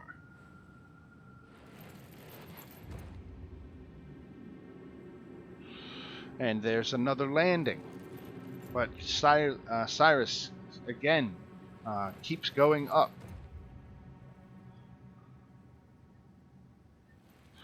And finally, the staircase terminates.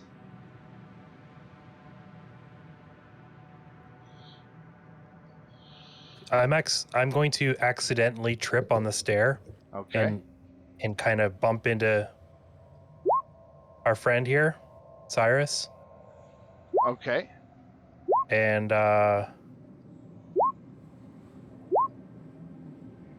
boom. And I'll kind of drop the item into one of his pockets or something like that. All right.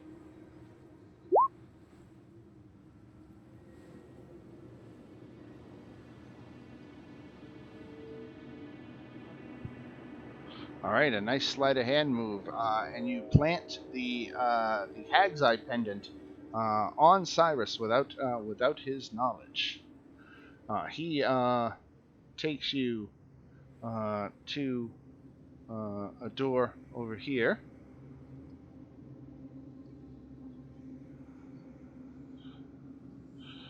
and opens it, and this is letting you into the lounge. Who's stretching out in here? Let me get map 6 room descriptions up.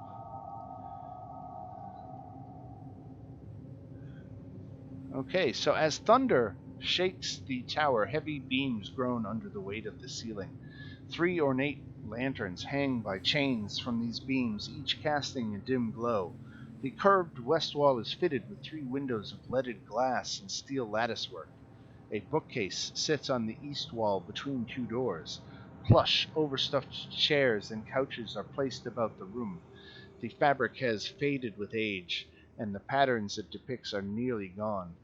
Lounging on one couch is a handsome young man whose attire, while elegant, is worn and faded, and you recognize him from dinner. This is Escher, a dashing vampire spawn to whom Strahd has shown favor in the past.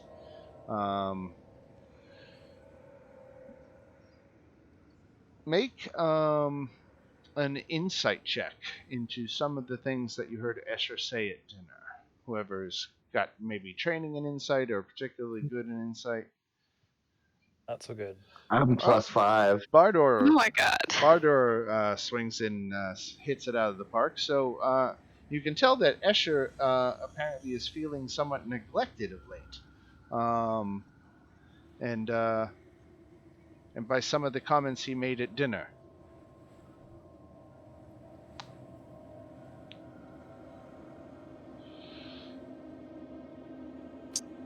I don't know. Anyway, Cyrus gestures you in here and actually takes you even one step further and into the neighboring room, which you should see. The door is already open. That is the guest room, and it has a large bed sitting in the center of the room with several comfortable divans placed about. There's also a banded door in the west wall and a small unbanded door in the east wall. As I go by, I say, "Why do you seem so unhappy in such a beautiful view?"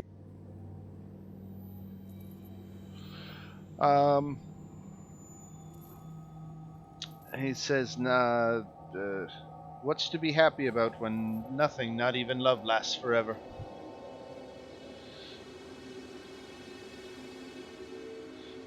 Dude's a tortured poet.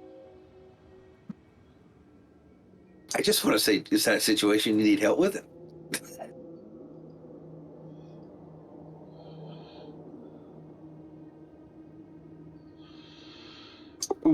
What has you feeling that way? I don't know, make a persuasion check to get him to open up.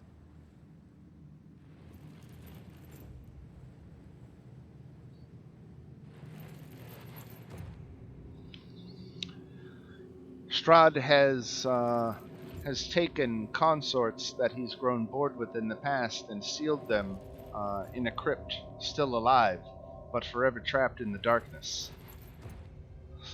And I'm afraid that that will be my fate. Oh. That's- Well, Yeah. we're sorry to hear that. What makes you suspect he's grown bored with you? One can just tell these things. Hmm. Oh, what excites him? What attracted him to you? Maybe remind him of that. I think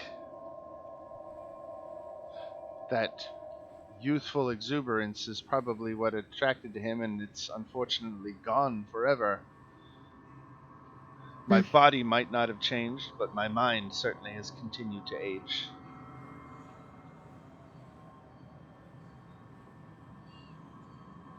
Oh, that does sound disappointing. I truly do apologize. Seems unfair. How did you end up meeting Strahd? I was an adventurer not unlike yourselves.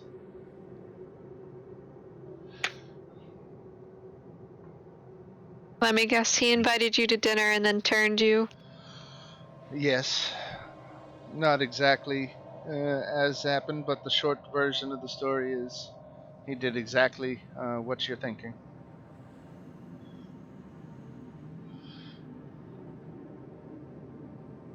What kind of man is Strahd? In your own words. Strong. Huh. That's all you can say? Ruthless. Mm-hmm. Remarkably intelligent.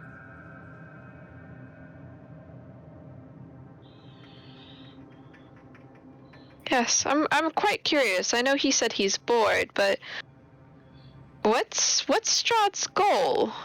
I mean, you'd think he's been here for 700 years. He'd do something else if he could. Yeah, and you seem like Escher. a stand-up guy. I don't see what's not to like. Escher leans forward and said it's not any more complicated than he's looking for playthings. It amuses him to watch adventurers struggle against the impossible. It almost sounds like you need relief from this.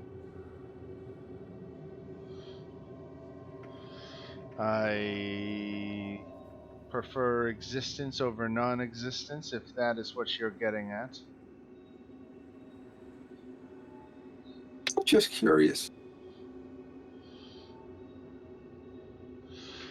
Well, perhaps on that note, I should leave you to your rest.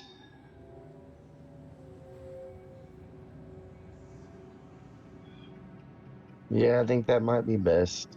What do you guys think? You guys got anything else to say to the young man? Well, he looks young, but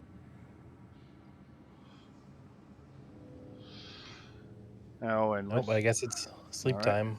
with that, Escher takes off. Cyrus takes off and leaves you. And you have run of the lounge and this guest room until dawn. Strahd did say feel free to explore his castle, just not the lower levels. So that's this level and above. We're okay on? Because we went up 2 levels, right? 3, I think. So, Okay, so first, sorry to interrupt, but No. we have 2 of our magic items here in the castle. Right? Exactly what I was thinking. Yeah. Let's find that sun sword. So I only need 4 hours of sleep. Like, I just have to stand still for 4 hours, so I can definitely search. Hey, I'm sorry. After last night, I'm nightmaring Elmo Street on this. I'm not sleeping. where is it? Are y'all looking for it? Oh, there's a magic item in the castle that we need to go find, and it's basically a super, super powerful sword. Oh snap! I Isn't thought it- there were 2 items. Is there 2? Yeah. What was the other? Let me look. One was with Madame E. I can't remember what it actually is, but Here, I got the handout here. Let me. Yeah, you can find it faster than I can. So, Dan, they said the crypts where the swords was, if I remember right. So is that where all those vampires are entombed? Presumably, one could make that deduction, I guess.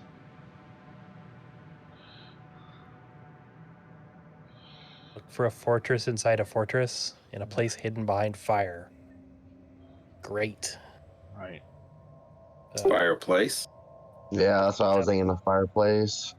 wait, it says the Master of Swords, which you seek lies in the womb of darkness, the devil's lair, the one place he must return.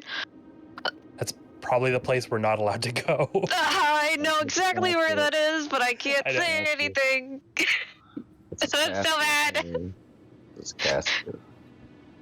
Oh, that's the worst place it could be. I know. Do you think we'd actually survive if we tried to get it right? No. Well, as long as he doesn't catch us, maybe.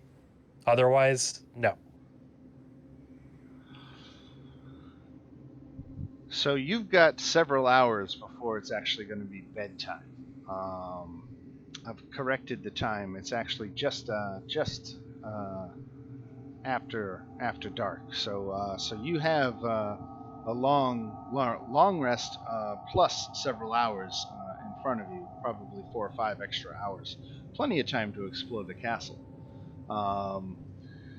The hints, as we were just discussing, let's see, the place where he must return. You know that's obviously referring to the lower level where he told you not to go. And then the fortress inside a fortress could be referring to a treasury, but you have no idea where in the castle that might be. It could be high, it could be low, I suppose, but you won't know until you go searching. So is that what the decision is to go searching? You know, I Got never it. turn down some trouble. All right. Yeah, together. So you guys up for it? Yep. Yeah, let's do it. Yeah. You want to go up or you want to go down? Let's go up. If everybody's down for it. Sure. So up. Yeah, let's go up. All right, so that is the staircase right in front of you. We'll move you up to the next level here. K48. What is it? Let's see what K48 says. So the spiraling staircase is dark and dusty, and it rises to area K57.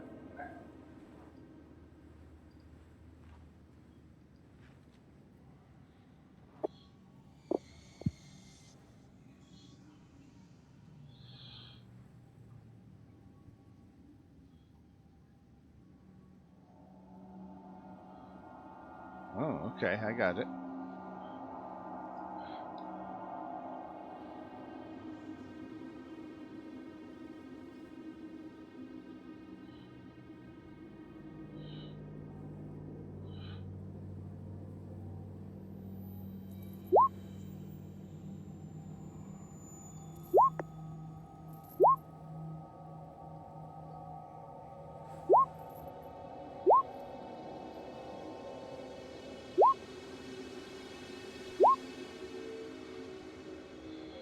The 60-foot diameter tower roof is rimmed with battlements. A slender stone bridge with no railing spans the gap between this tower and the slightly taller tower to the north.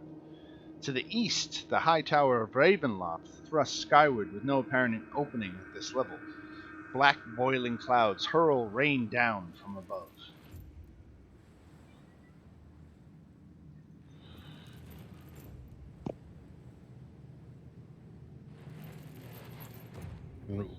What is this?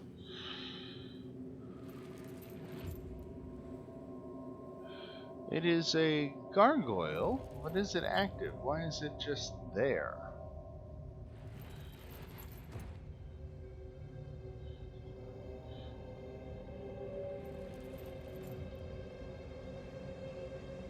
Yeah, he's not there, so I can't find any reference to him being there. So, Okay.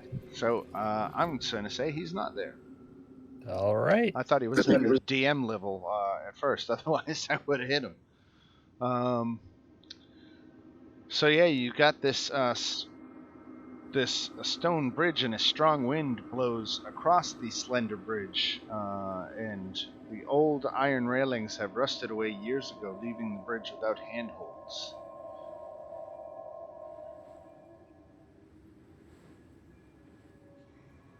That sounds like fun. Guys, want to head that way? You can see into the chamber across the way. Let me find this.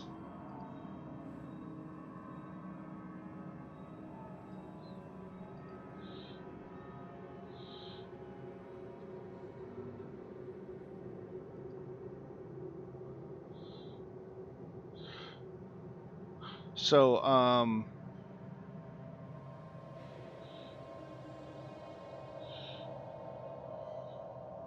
you can see this dull red glow of a large crystalline heart is hovering in the air in this neighboring tower.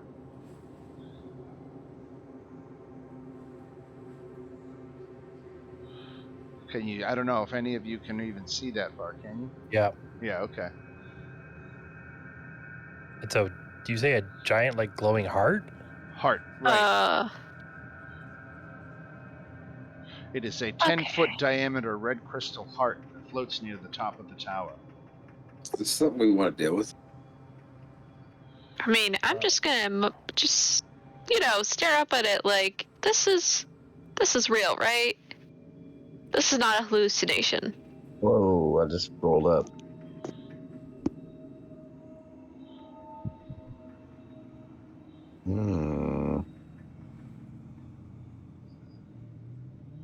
And these are stairs going up and down? Correct.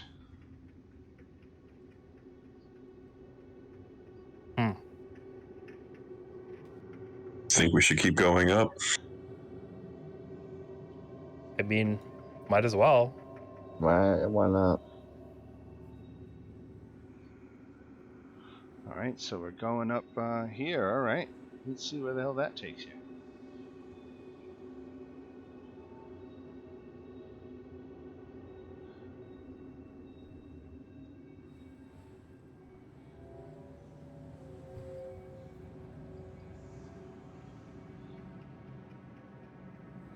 Oh, that gets really narrow really quick, I guess. Alright, so I'm making sure I'm moving you right here. I think this is the right one.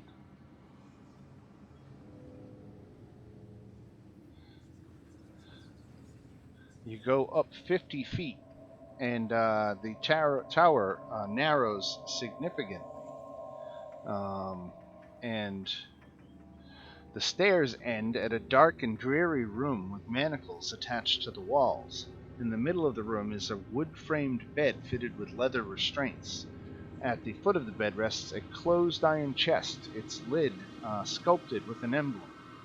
A wooden ladder leads up to a trapdoor in the ceiling, and thin streams of water drip through the trapdoor's rotting wood, forming a puddle around the base of the ladder. The ceiling here is 9 feet high. The manacles are rusted and could be easily torn from the walls.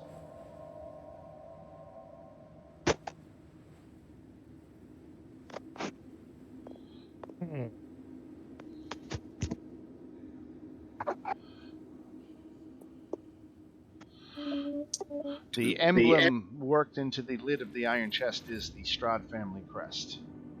Do we want to look in the chest? I think I know somebody that wants to look in the chest. Yep. Hopefully it's not explosives. Should we be careful this time? Is it locked? The iron chest is locked. Well, not for long.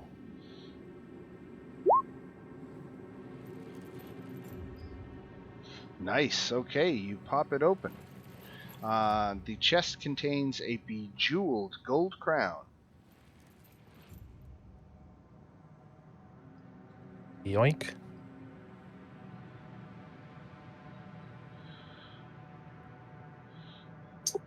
Looks nice. Worth 2,500 gold pieces.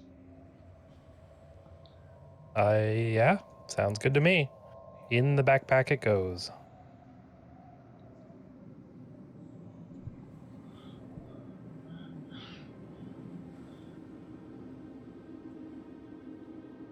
What a weird place for that to be. That is a weird spot to have that. Do we want to Almost go up the like ladder? we wanted us to find it.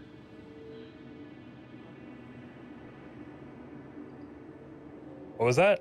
Do we want to go up the ladder? Oh, sorry. Yeah, why not? I don't know. I think it'd be fun.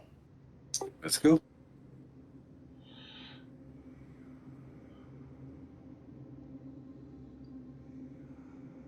I'm just setting you up. Hold on. Just setting you up.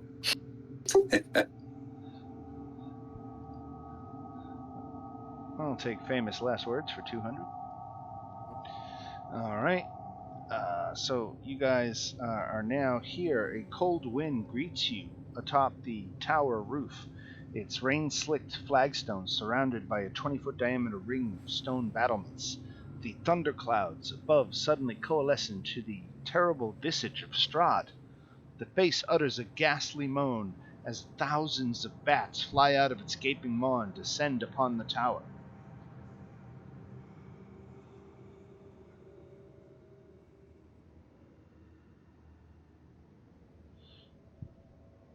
The courtyard lies 260 feet below. The roof of the keep is 130 feet below. Is this the highest tower? I believe it is.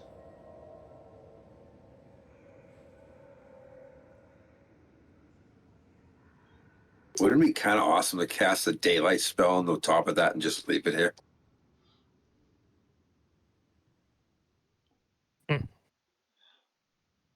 Maybe. Yeah. Be funny. All right. I guess we should climb back down. Because there's not much else we can do up here unless we want to go repelling. My rope doesn't go that far. Yeah.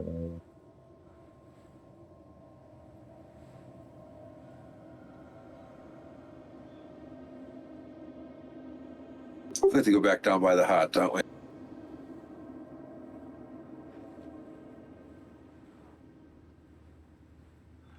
Oh, I guess that's not the highest tower. That's the northernmost tower.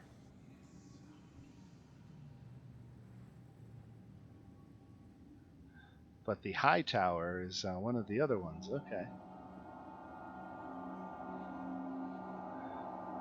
So you guys are moving back down. Okay, I gotcha. Move you There was over. no other way to go that I could see. Right. There wasn't much to interact with there.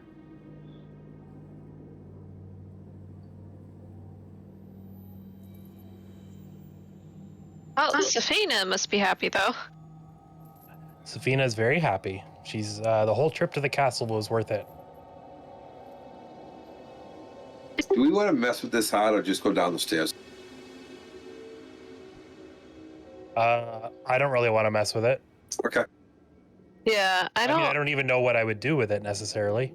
Neither do I. That's why I was like, it would be literally just. And of Guessing. course, our wizard is out tonight. And it's not like he could possibly have an idea of what this could be. Do a good Arcana check for us. Yeah, that's a -1 for me. I have a +1, but still. Just be me guessing. Like, I mean, I know it's magic. I could burn a detect magic, but You could spend 10 minutes and cast it as a ritual and save a slot, right? Yeah.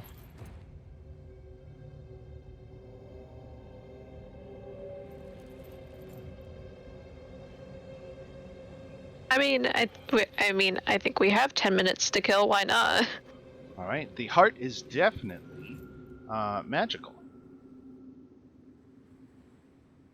Does it tell you what kind of magic it is? I'm reading real quick. We're going to burn a ritual. Can I burn and identify on it at the same time? You can ritual cast Identify? Yes. And what's the material component there? I don't have a pearl on me. Okay. Right. I was also going to say, I'm pretty sure paladins can't ritual cast. Nope.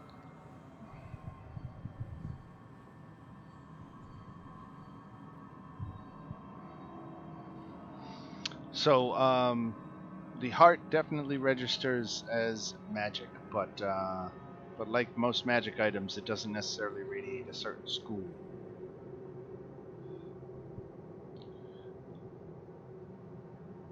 Well, guys, it is definitely magic. Yes, the giant 10-foot crystal heart floating in the middle of the air, pulsing, giant red is magical. I know. It's a stretch. You guys want to see what the answer is? You going down there, Bardor and Murmur? Nothing else to do here. Yep. Is there? All right, get ready for this exciting transition. More stairs. Wonderful.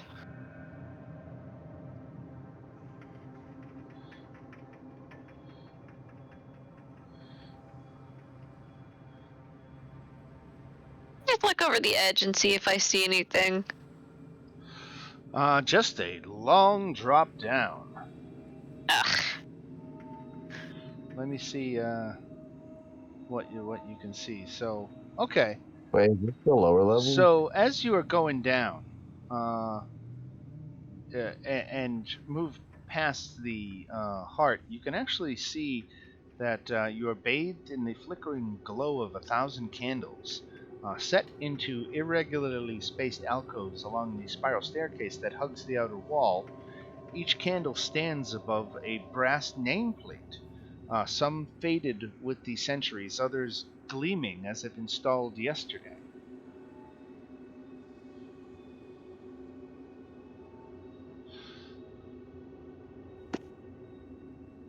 So we can see.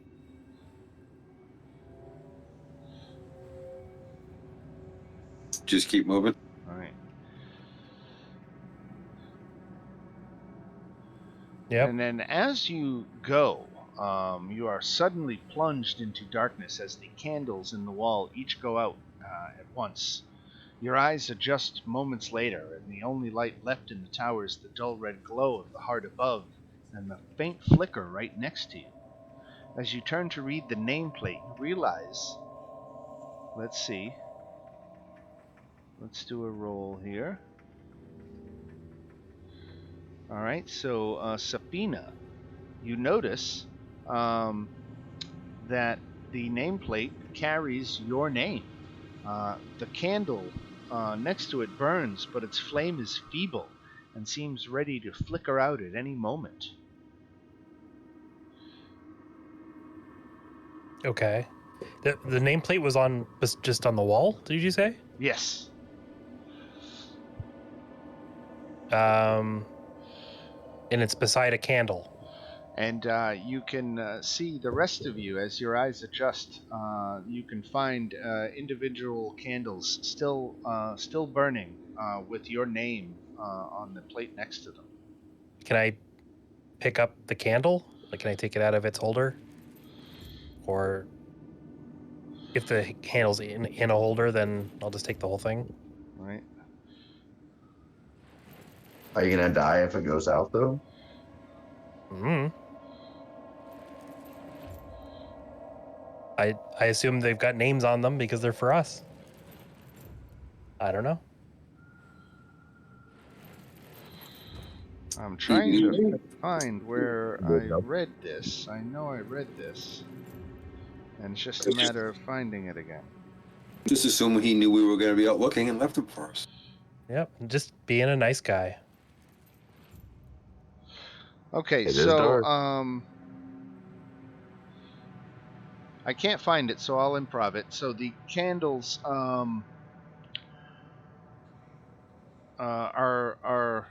hovering inside these little alcoves, and when you can take one and you can pull it out, and the flame immediately goes out when you remove it from its little alcove. Goes out, did you say? Yes.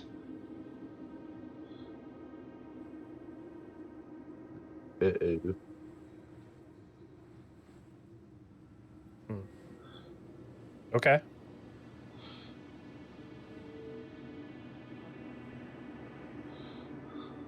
Well, I'm still gonna hang on to it, I guess. All right. I don't know. All right, and so we're going to continue going down. Seems to be the consensus here. All right, let's see where we got to go. I got to drop down to map 6 here. Oh, this is exciting. It's another friggin' spiral staircase. I'm going to skip this. It's just, again, big winding down. Nowhere to get on and off, so we're going to skip and go right to map 5, which has something going on, so we can keep you entertained. Here we go. Are you entertained? Give me games. Give me Bardor. Give me Darien. Murmur. And Sabina. So you are on map 5.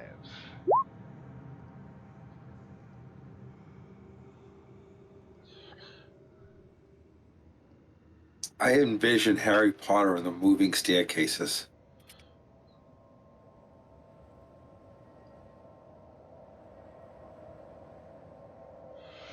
So as you get down on this this floor, there's actually places to step off on this floor. So that is why we didn't skip it. And you can see it leads to the exterior, these pathways here that you can see lead to the exterior 90-foot tall walls that surround the keep.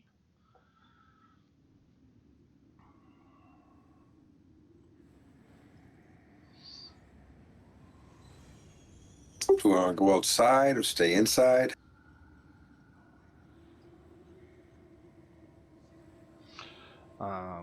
The 10-foot wide walkways encircle most of the keep. The drizzle of rain continues, punctuated by the occasional clap of thunder or stroke of lightning. And far below these parapets are the shining wet cobblestones of the courtyard. That doesn't sound inviting to me. How about you guys? Not really. Is that stairs going down further in the middle? Right in the middle. Mm-hmm. So yeah, what you're seeing now is you're, I think, on the 3rd floor. I think. Yeah. So you're like on the 3rd floor of the castle, and what you're seeing is the ground floor down there. There are stairs going down. Is this outside too, Dan? No, this is inside. Dark alcoves line the walls of this long hall. The ceiling has fallen here, leaving rubble strewn across the floor. Overhead, the beams of Ravenloft's roof are exposed.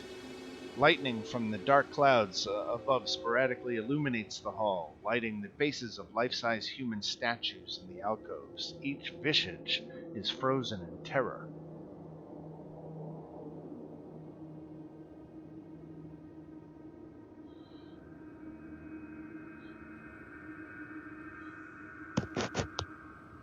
That doesn't sound good.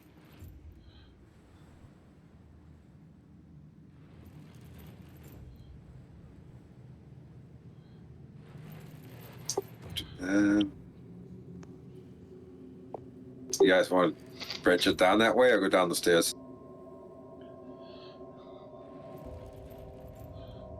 I'm not sure. Oh, what the heck? I mean, we were supposed to not go lower levels, so maybe we should just explore what's here. Well, you know. Okay. We never got clarification on what he meant by lower levels, though. Yeah. That's true. Because they took us up, and he said that at a lot lower level to us. Yeah, so I think like underground floor is what he meant. Right. Probably. Yeah, he meant basement levels. So we've got pretty much the whole castle other than below ground. Right. Oh, what the hell? It hit the room. Which one? The left one? It's the one I probably shouldn't be going down. Yeah, works for me. So the 10 statues that line this corridor depict ancient heroes. In actuality, the faces of these statues are stoic and expressionless, but whenever the lightning flashes, their expressions change to utter horror, and then until the hall goes dark again. The statues turn their heads towards you, Bardor Safina, as you pass, and they mutter cryptic observations about your past and make vague prophecies about your future and your impending doom. Some of these claims are outrageous, some are eerily plausible, but are any of them true, you won't know. Creepy. The stairs at the west end of the hall descend 40 feet to another level. Yeah, why not? Sure. We're still above ground as far as I know. Why don't we get a round of perception checks? Ooh, Murmur, good. All right, Murmur found it.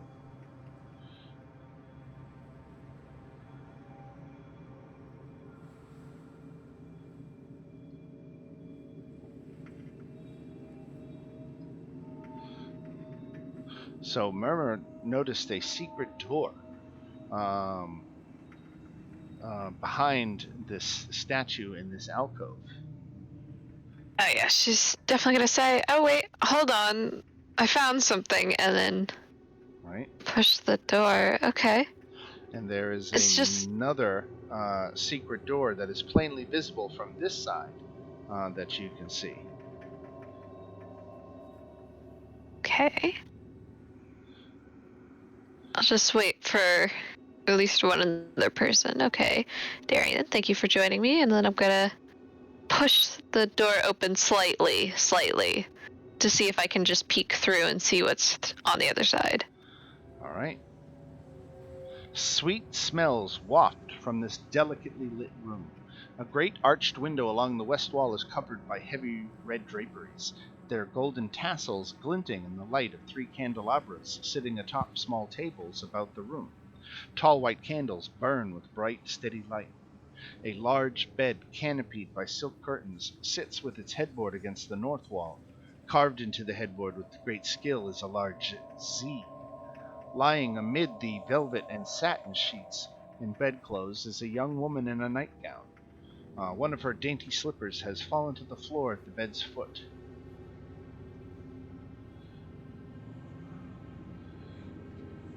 Okay, I'm just gonna.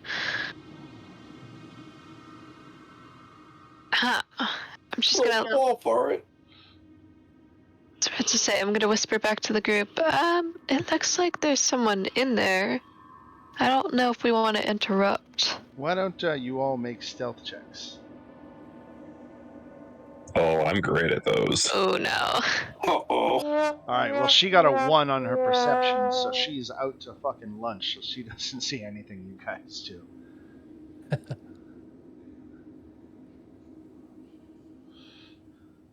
Yeah, that's good because I rolled like shit on that. Yeah, we got lucky there. There's Okay. 20. I mean, we don't want to come barging into this girl's room. I don't know who she is, but Yeah, seems a little inappropriate. why does there secret doors to get there, though? That's kind of weird. Well, you can see that there are other doors out of the room. Yeah. I kind of think we should back out of here. Agreed.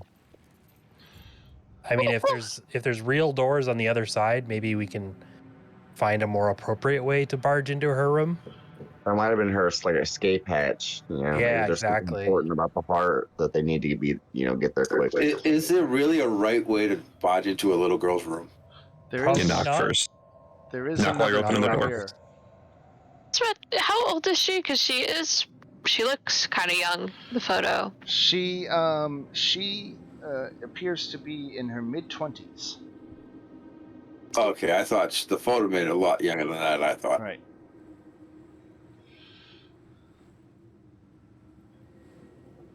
Yeah. Let's say to the group. Do we want to go up the stairs or do we want to? Because it looks like there's a hallway here, and it looks Yeah. like there's a door that would lead to her, but we can come back to her later. Right. Those are Well- stairs down, right? Well, if I can implore you to just peek behind this door. Sure, I'll go peek behind the door. Awesome. I'd hate for you to be so close. Oh. Oh.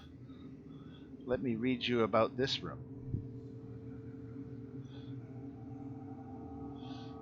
Okay, so a blazing hearth fire fills this room with rolling waves of red and amber light.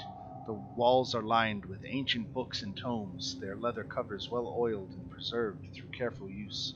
All is in order here. The stone floor is concealed beneath a thick, luxurious rug. In the center of the room is a large, low table, waxed and polished to a mirrored finish. Even the poker in its stand, next to the blazing fireplace, is polished. The large, overstuffed divans and couches are arranged about the room. 2 chairs of burgundy-colored wood with padded leather seats and back cushions face the hearth. A huge painting hangs above the mantelpiece in a heavy gilded frame. The rolling firelight illuminates the carefully rendered portrait. It is an exact likeness of Irina Kolyana. Uh-oh. Creep. Why is this now the second time we've run into someone obsessed with our friend?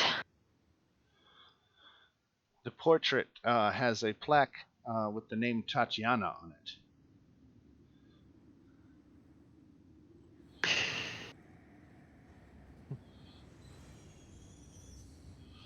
Wasn't that his like wife or something like that? He wish. Literally. Right, right. I knew there was something involved, but I just couldn't get the. Irina was, the one he could never have. Yeah. Yeah. I mean, not Irina, Tatiana. Yeah.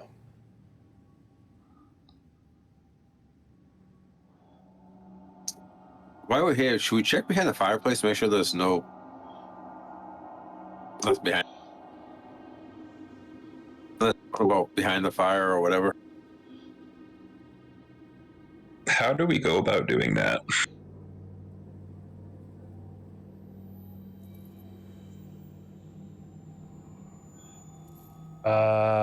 I assume we need to put it out somehow.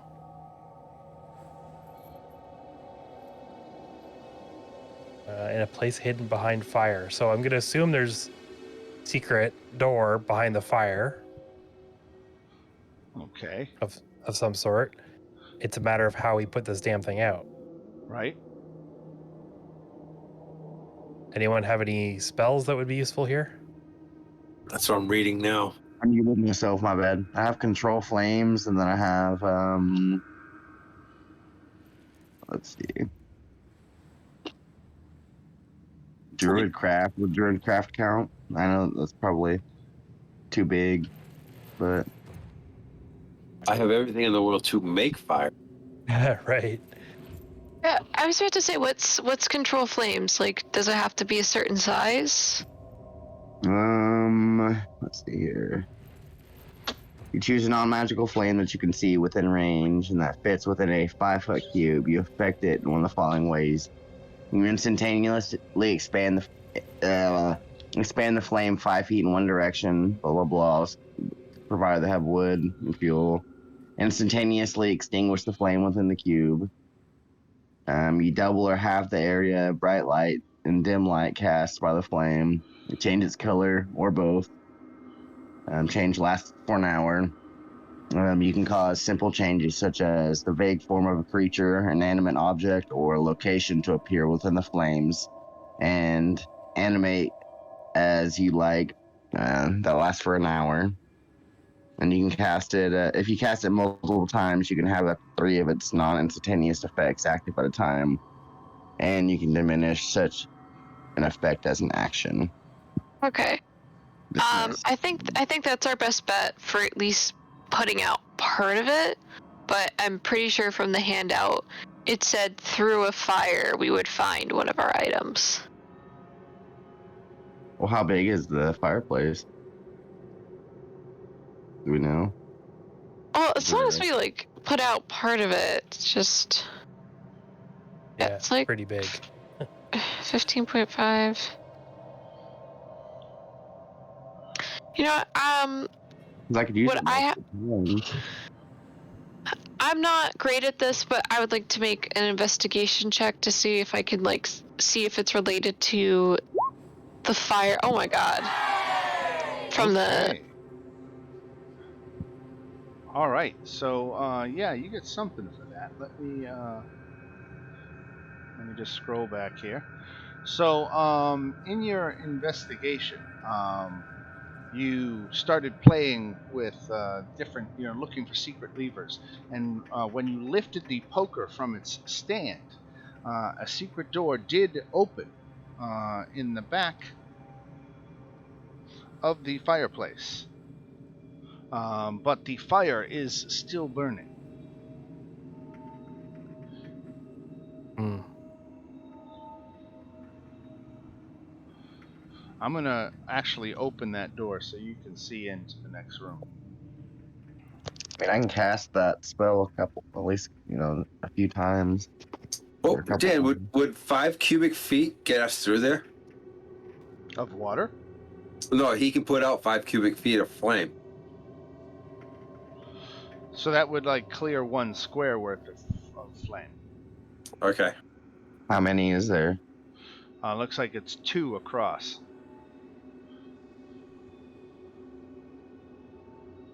Because that's a cantrip.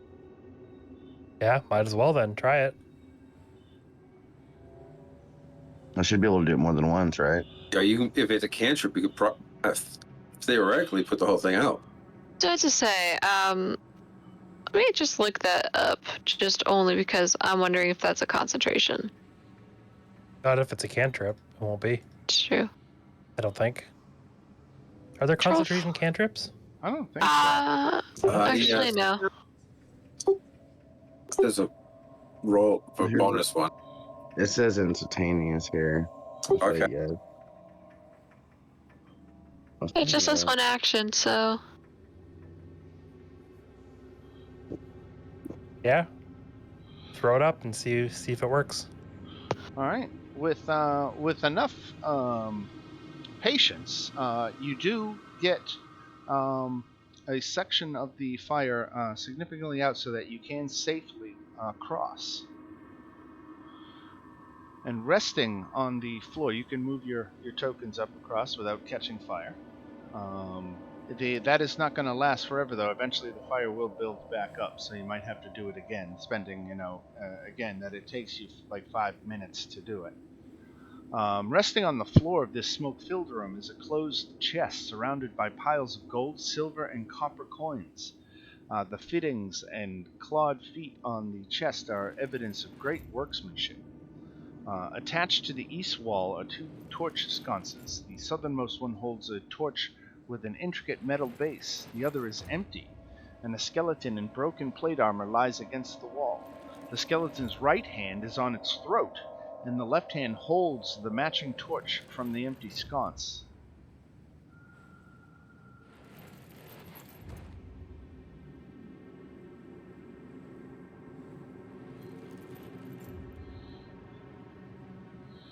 Well, okay then. Yeah. So, Dan, I know that's long. Could you paste that into the Discord, that description, You got it. instead of asking you to repeat it?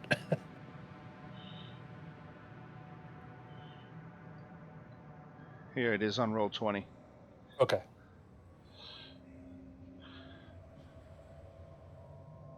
And I guess, we're right at the point where it's 10 past 10, so maybe this is a good place to call it. You've found some kind of treasury, it would seem, and we can take it from there. All right. A bit of a cliffhanger. Yeah, all right, everybody. Any closing thoughts, questions, concerns, funny jokes, anything? Yeah, I never thought I'd be in the castle tonight. Nope, definitely not. Right? Me All right. either. I got a joke for you. Ready? All right. I went to the doctor.